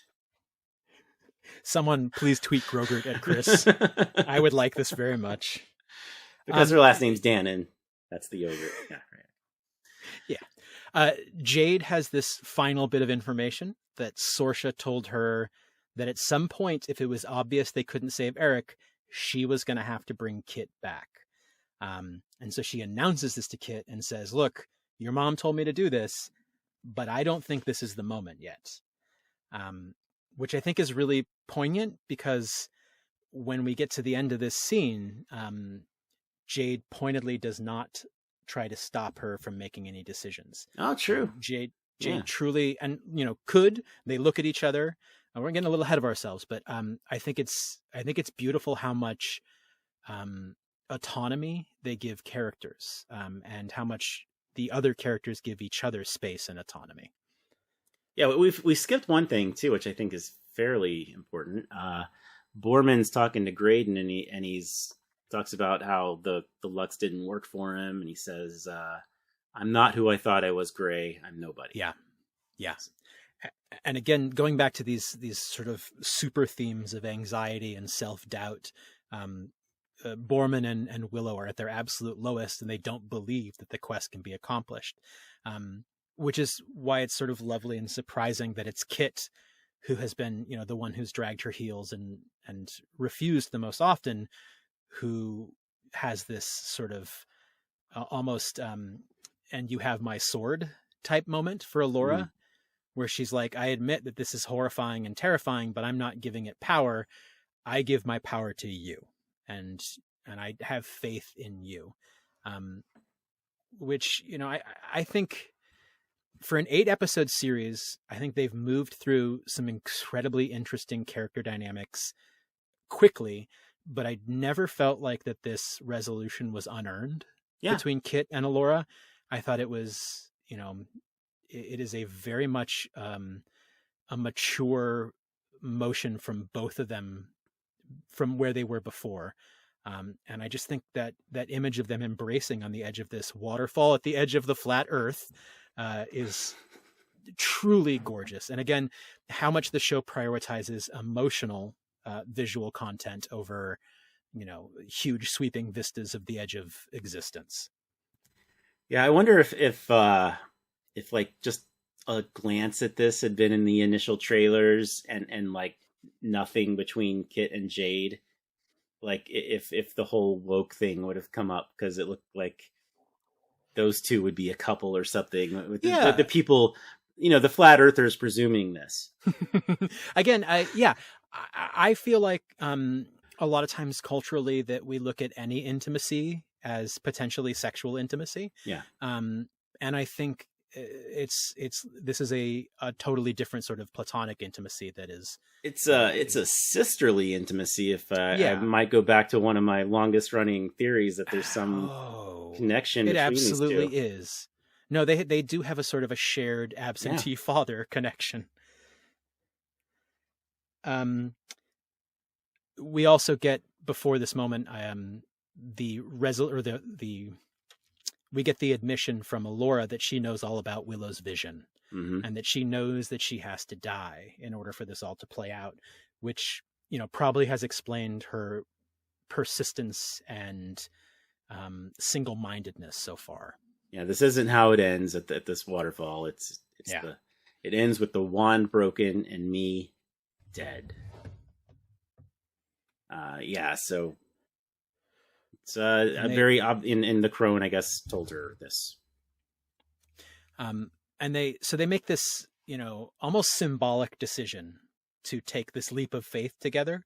And bizarrely, I think it's before we get to that. I think it's like you got Willow wanting to go back, you got Borman wanting to go back. Willow wants to get back to his family. Borman just wants to be he just wants to live. Yeah, I don't think Borman knows what he wants other than he wants to turn away from his failures at this point. And Willow says, "I'm just a farmer who got lucky." So this is completely honest. Outside of the one scene where the truth plums or whatever, this is the only time he's like really opened up. I thought I could be a great sorcerer, but I'm just a farmer who got lucky. I can't keep pretending. So like he's coming full circle to what he was preaching earlier. Yeah. Which is not a comfortable place for him to be, because he has to look truly at himself now. And even Allure's like, I don't want to be a Lord Dannon. I just want to go home. Yeah. Again, this notion of like everybody doubting who they're supposed to be, who people want them to be, and not knowing who they want to be. Which is why I think that motion of Kit towards knowing what to do and how to do it, I think is such a lovely bit of growth for her. I love the line, "I'm not giving my fear the power, I'm giving it to you. I haven't ever believed in anything in my whole life. I believe in you." That's great. I love it. So as they leap off this sort of metaphorical edge of the world, I was brought to mind of actually Silent Hill 2, where there's a part where stay with me on this one. There's a part where the character finds a hole, sort of an unexplained hole in the world, and you jump down, and it is sort of the transition between a more objective reality to a more subjective mythological reality. Once you jump through this hole, space and time begin to distort and become more driven by emotions and characters. And I think there's a really nice sort of similar sort of mythic transition where they take this leap of faith off of not just a waterfall, but sort of a conceptual end of reality. And then end up magically and safely in this other place. And I think there's a real mythic feeling to that, to making that choice, that I think is sort of very powerful. And they really underline it by having it be silent, and the music and the sort of just the shots of their hands trying to touch during the fall. It really feels like a sort of like a Alice in Wonderland transition to another place. Yeah. And once they're in the water, another great shot in this episode, easily the best shot episode of the series, and one of the best shot episodes of TV I've seen this year, or in the past year. It's a very short year so far. You see this close up of Mad Mardigan's sword on Kit's back, which like reminding you who this person is. And then the very next thing we see is Cherlindria's wand as Yes. as Allura is rising out. So it's like, I guess the two most iconic weapons, Yeah. you could say, in this whole in the movie. We have two totally new characters, but we ground them with very recognizable symbols of past characters. Yeah, this is Ben Mardigan and Willow from the first movie. Yes, yeah, coming to fight Beb Mordo, basically. And I love that Kit reaches down and helps Allura out of the pond and says, "My lady," because they are becoming who they want to be. Allura gets to be the princess, and Kit does not have to be the princess. True. I think that's a nice little beat between the two of them. Also, I want to point out that at this point, Kit also has a denim jacket. We are an all denim jacket party right now. Wow. So they make their way into the Immemorial City. And I sort of knew... Wait, first, before they do that, they see it, which I think it was the same view that Eric saw it when he thought he had escaped it. Remember? And, yeah. And I think it's like that exact same hill looking down. So I think it is. Yeah, is that hill. Like the first way you always see the Immemorial City? I don't know. Yeah, I think it was the geometry of it. View. So they wander in, and Kit sort of understates that it's ominous. But as they reach that central area where we've seen Eric before, the pool is completely dry, and the door opens to reveal Eric with a short haircut and a much less vivid wardrobe. I think clearly implying that this is now a full-on servant of the crone. Does short hair in this universe mean you're the bad guy? Like, I'm thinking back, we don't see Beb Morda's hair. For all we know, she's bald. No. General Kale had short hair. Yeah. Man Mardigan had long hair. Sorsha had long hair. Finn Rizal had long hair. Willow had short hair, I guess. But okay, yeah, he's Willow. No, you're right. There may be something about short hair and long hair versus and morality here. Yeah. We get another music that comes in, and it's not a cover. I thought perhaps at this point they were going to be transitioning to more modern songs as the show transitioned from a cover of a past song to its own thing. But this actually isn't a very new song. I think it's about a 10 or a 15-year-old song. Is it? Because I knew the tune. I didn't know what the song was, and it said, "I'm a Wanted Man" by Royal Deluxe 2020. Maybe it's older than that. Oh, maybe I mis-Googled. Okay, maybe it is. Maybe they are transitioning. I thought it was Imagine Dragons at first, but no, it's Royal Deluxe.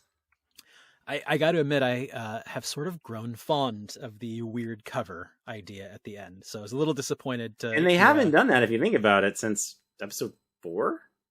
Yeah. Oh boy. Yeah. Okay. There was the nothing after 5, and then there was the good vibrations. Good vibrations to indicate that it was sun-kissed. Or bad vibrations. Right. Perhaps. Oh, go ahead. So, would you like to go on and give our reviews for this episode, or for this chapter? First, I will say that Spotify says 2016. Okay, so who knows? Right. So somewhere in between. It is a more modern song. Yes, definitely. How about you first? I think I went first last time. Okay. Unreservedly, this is an and good for me. You talked before, I think especially in the first episode, where you talk about getting the feels from something nostalgic. And I've talked too much about how I have no nostalgia center in my brain because I'm a sad old man. But I absolutely had those emotional, almost physical body feelings watching this episode. My skin prickling a couple times. And I just really let it wash over me in a way that media hasn't for me in a long time. Or doesn't very often. I think tend to look at things a little more critically and a little more removed, or maybe while doing the dishes while the kids watch it. But I think something about the sort of deep watching and the sort of deep appreciation, I felt the most like I was a kid watching an old fantasy film that I have for the entire season so far. So without question, this is an and good for me. It's the best episode of the series. Every single section is beautiful, and pretty much every beat landed well for me. The only thing I will disagree with you there on, Cameron, is that our rating is actually so effing good. Sorry, yeah, I'll It's put not that right back in. It is so effing good. It is so effing good. Which is my rating as well. Nice. I think maybe just the way you talk about it, I think maybe the emotional stuff hit you more than it hit me. I think I still give the edge to episode 4, but that it is largely because I think episode 4 really, the more I think about that, is maybe the single best use of nostalgia mixing with relevant plot and story, as opposed to, Jyn Erso passing by Ponda Boba and Dr. Evanson in Rogue One or something. That hit me, and the stuff in episode 1 where it was just good to see everybody and like a family reunion. So, but just standing on its own as its own show. Of course, you had like the slight references that may not even be references. If you look at anything, it's going to resemble something.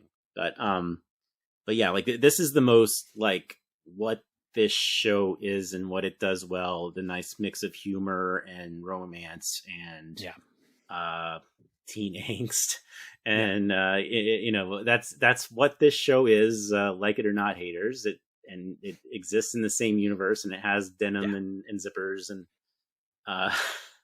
all that kind of stuff. But I really enjoyed this episode. I can't wait for next week. I think it's going to be wonderful. We've talked about confidently silly in the past, but I also think this episode was confidently romantic. Confidently very serious.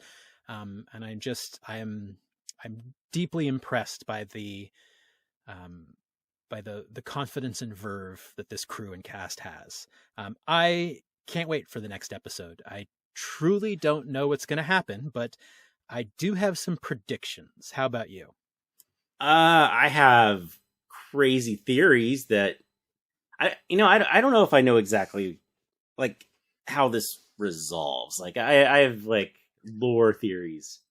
I don't have. I don't know like how he beats them or how they beat their. At this point, with only one episode left, there are certain things that I know aren't going to be resolved or aren't going to be fully addressed. I accept that we will not make reparations for Galadornian slavery in this season. I hope that comes back in the future seasons. I maybe we will, and maybe it's just as simple as saying that it was, the crones. I figure if the crone can, if that Morta can turn a whole bunch of people into pigs, like a whole army into pigs, surely she can suggest brainwash, mind powers, whatever. Yeah. But the thing is that all these people were rescued from slavery when they weren't. Well, regardless if slavery happened, the Galadornian economy benefited from it, and there has to be some sort of reparations, some sort of truth and reconciliation committee. Yeah, let's talk more about trade and that sort of thing. That works so well. And let's talk about blockades and treaties. That makes for fantastic storytelling.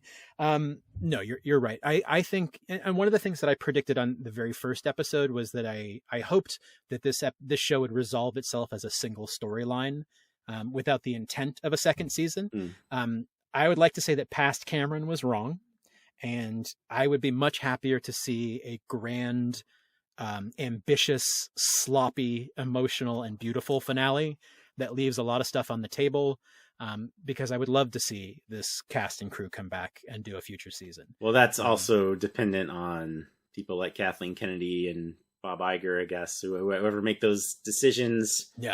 On if it gets a season 2. Like, it would kind of suck if it leaves all those doors open and we don't get anything. Although maybe we could pitch our comic book or something. All I know is that I'm streaming the episode probably 3 times during the first day it comes out, so I'm doing my part. Wonderful. What's next? Are we talking theories or? Do you have any predictions? I have 2 long things I wrote that are. Let's do it. Progressively crazier. That's my favorite kind. Do you have any sane theories? No, yes, I have some very safe and milquetoast. I'm going to go back and say that I do think that our whole grade and writing everything is legit. I think that's going to pan out. Yes, I agree with you 100%. That's going to be the end of the show, is Graydon telling this story as he wrote it down, for sure. Yeah. I think my sort of milquetoast prediction is that they are going to find a way to get Eric to be a good guy again. I don't think that because it was without his consent that he was converted, and because he is such, inherently wants to be a good person, I think that he's going to be able to override the crone's influence. I do think that the Princess of Kashmir is the crone, and that she has, been the crone for 60 years or so. And I think it's probably safe to say we will get a resolution to whether or not Allura dies as this vision. And you know what? Maybe it's not fair to say. I don't think Allura is going to die. I don't think they're going to do the she died but came back gambit. But I think as positive and joyous as this show has been so far, I don't think there's any chance of a grim, dark, downer ending. I agree. I see at least joy or at least a positive direction. I could see a character dying, maybe. Oh no. Like 20 minutes into the hour-long episode, maybe? I didn't even consider that.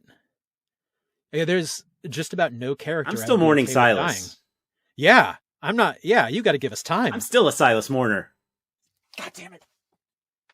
You caught me off guard again. Let's hear your wild one. Let me ask you this. Do you think it's possible that Eric is so good of heart, which is, I think, has been very well established, that he's playing along and was not actually thwarted? He's joining the dark side to take it down. Luke Skywalker in Dark Empire, where no, I think he's he's in too deep at this point by necessity. He was forced into it, which is why I don't think that it will stick. Why it can't be a permanent conversion. Okay. All right, cool. All right, should we get into mine? Please. All right, these are fairly lengthy. They are written down so I could word it just, I'm not going to say perfectly, but better than I would just talking. Here we go. Overconfident in his abilities as a sorcerer, Willow set foot, years ago, on some sort of failed quest, which could have been a number of things. So this is going back to the failed adventure that was spoken. Maybe they were out to find Wiggleheim's tomb because he was a great Nelwyn. Or maybe Willow wanted to find Charlindria and or Finrazel, who are gone at this point. Is that something we'll find out in episode 8? Yeah. But yeah, he sets out with some other Nelwyns. But in the background, while all these Nelwyns are gone, the crone made a deal with the trolls, promising all the powers of the elixir, including great intelligence, if she served them. In a similar manner that Bab Morda promised the Bone Reavers, their freedom, quote unquote freedom, if they joined her. In the trolls' simple-minded state, all they wanted was revenge on the Nelwyn and the Daikini who killed so many of them at the Battle of Tir's Lien from the film. So part of this revenge was an invasion of the village that claimed the life of, well, I said claim the life of Kaya, but whatever happened to Kaya happened to her there while Willow was away. So along with Willow were several adventurous Nelwyn like Migosh, Vankar, and some others, but their quest goes horribly wrong, and only Willow and Silas return home to find what's left of their village at the hands of the trolls. Some of those not returning were killed. Others were taken prisoner and enslaved at Skellen, as we saw in the last episode. And that's where Mad Mardigan comes into play. Okay, I was going to say up until this point, this doesn't sound like a crazy theory at all. This sounds completely supported by what we've seen in the show. I think most of us remember, I sort of tweeted this from the at Willow podcast account, but I'm revising it a bit. I think most of us remember a moving moment from the movie where, I said this line earlier, Mad Mardigan says, "I served the Nelwyn, Eric." So here's the thing. What if it just wasn't a nice thing to say in the moment? What if Mad Mardigan really did decide to serve the Nelwyn? and he has this position of power in Tyr's Lean that, Willow is always open to take advantage of, which he does when he says, as a result of this, perhaps Madmartigan took a direct order from Willow to go and, free the Nelwyn or find the Chimerian Curus, probably, maybe as part of this. And that's where Madmartigan's quest comes into play with Allagash and Borman and all that. So that's that. Again, it's not too far afield. Okay, I'm not counting on that, but it could be. So maybe. I've always read that moment of I serve the Nelwyn as specifically I serve this Nelwyn, Willow. And then I always saw that moment as this is the first time that Madmartigan says the Nelwyn and not the Peaceler for Nelwyns. So I always took that as this is the first time that he's showing Willow the respect that he deserved. Yeah. But grammatically, you're not wrong. That could also be plural. I mean, even if it is just Willow, then Willow's the one who's asking him to do this. He's making that more than just a throwaway line that was sweet. I think even if we don't have any future information about Willow's past, I still think that aligns with what we know about the past 20 years, what the show's given us. Yeah, and he didn't have to tell Allagash and Borman that these were Willow's orders. Like, as Allagash says, it was for fortune and glory. Like maybe that's what got them to come along. Like, you're going because a Nelwyn told you to do this? No, I'm not coming with you. But for fortune and glory, let's do it. I could totally see someone like Allagash falling for one thing and not the other. All right, you got a really wild one? Okay, this is a little more wild, and I don't know if I like it, but I think it's fun. All right, I'm gonna like it then. So, as we saw in the movie, Madmartigan wasn't afraid to share some passionate moments with married women. Presumably, before the events of the film, he was doing the same thing. But months ago, he was caught by the husband, who is some sort of ranking officer in whatever they call the police in this world, just so happens to manage the crow's cage at the crossroads. So that's how Madmartigan ended up there. He was cheating on this officer's... He was cheating. The officer's wife was cheating with Madmartigan. Okay, that's not the end of it. That reveals how he got to the crow's cage, right? That's okay. I'm with you. Some bit of a backstory there.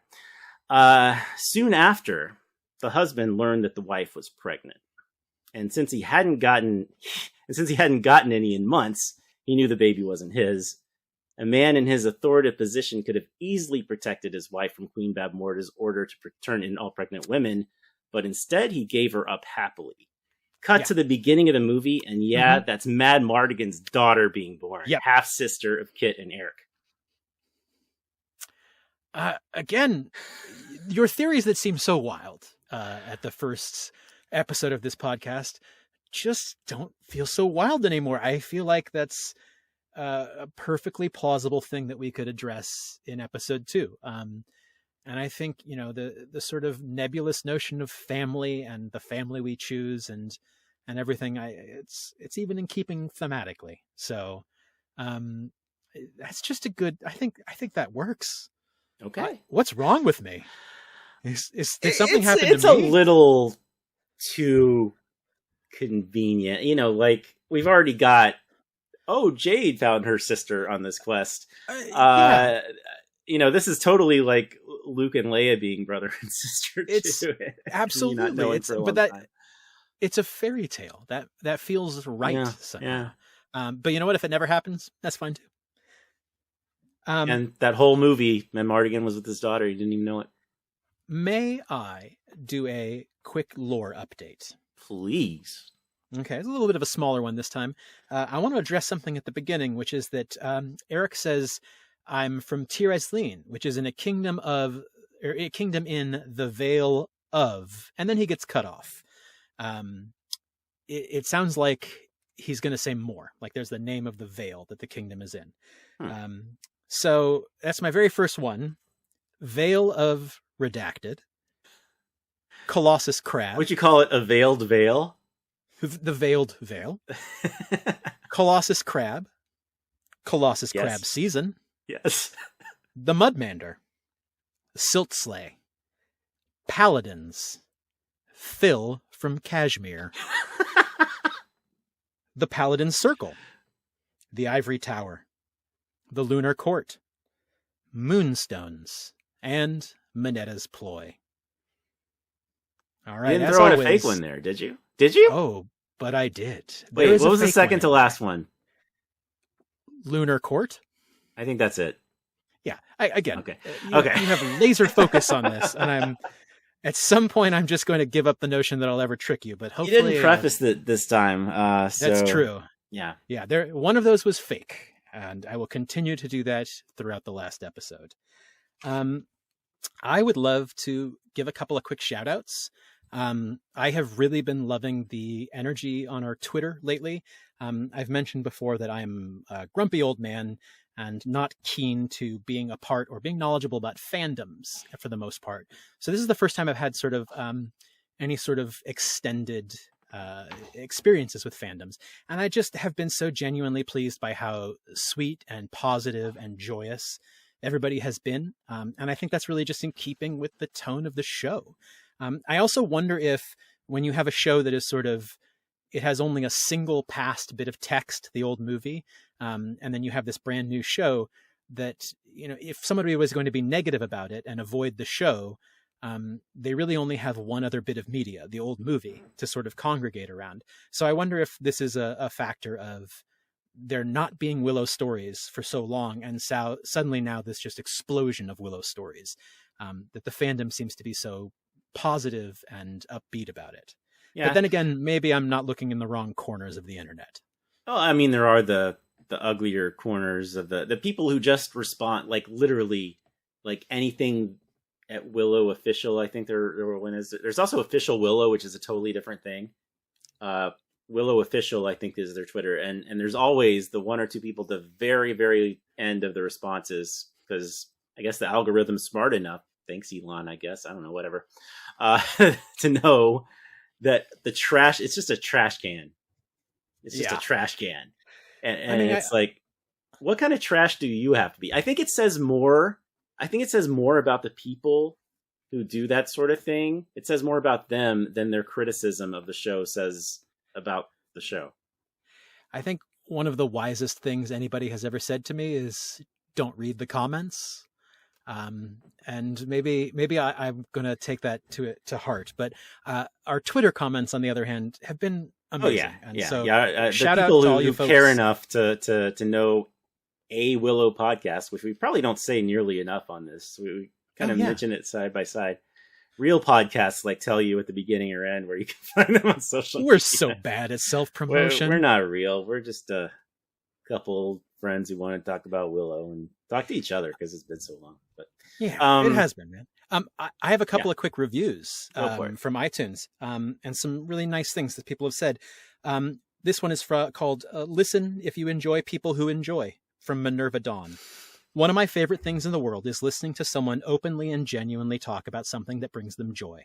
So many people nowadays have let irony and pedantry poison their joy, and as a result are no longer capable of appreciating lightness and fun.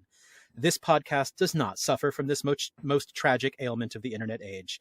I would love to see the podcast continue after the show ends. Perhaps these guys could recap all the movies that are referenced within the shows.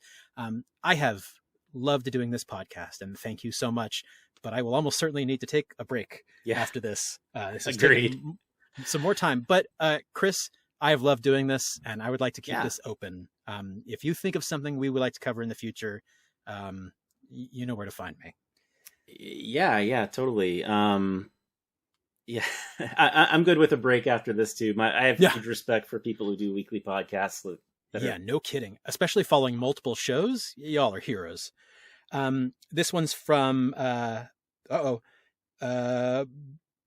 want to say something else too. Oh, sure, go ahead. Just in relation to the general context, they were saying they like listening to people who enjoy things this also links to the previous thing. Don't look for Willow reviews on YouTube because it is a cesspool. It's just it's people who literally have YouTube channels to hate things. And they have hundreds of thousands, sometimes millions of followers. It's terrible. And it's a whole monetization industry. Yeah. Oh, God, it's like you look at their video history and it's like, why She-Hulk sucks, why it's trash. Trash is like their favorite word. Woke trash. Oh my God, I hate that phrase so much. And It's I think, like... I think what this reviewer has wisely hit the head on is that you can seek out media that is positive if you're interested in something. You can make choices. I think I made a decision to be positive early on, and I'm really glad I did, because I don't like the cynical parts of myself sometimes, and it's great just to enjoy something. So I'm glad that came through.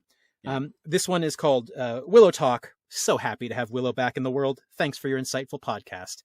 Thank you. And this one is from Super Dad Dave, the definitive Willow podcast. I'm 42 years old and a lifelong fan of the movie Willow. There's just something special about it. Between George Lucas, Ron Howard, pig effects, and Warwick Davis, it's always been a cool little piece of cinema history. I was afraid when searching for a podcast to follow the new Disney show that I wouldn't find one I liked, but mission accomplished. These two Willow fans are exactly what we need. Sensible and intelligent, these guys take you through each episode with great care, just the way I like it. Any fan of Bald Move's Game of Thrones podcast or Transporter Room 3's Star Trek podcast will fit right in here. I'll have to check those out. Thank you. It's also family friendly and great for an after show listen in the den. Bravo, guys. My lovely wife Ashley and I enjoy listening as we drift off into a deep slumber. Keep it up. The magic is strong with this one. Dave and Ashley, wake up. And thank you very much. Thank you. That was very, very kind. sweet. Yeah. Thank you guys all so much. Again, you think we're smart? Wow. We're doing a great job of fooling them, man. We cannot fool you for much longer, which is why this podcast will not continue forever.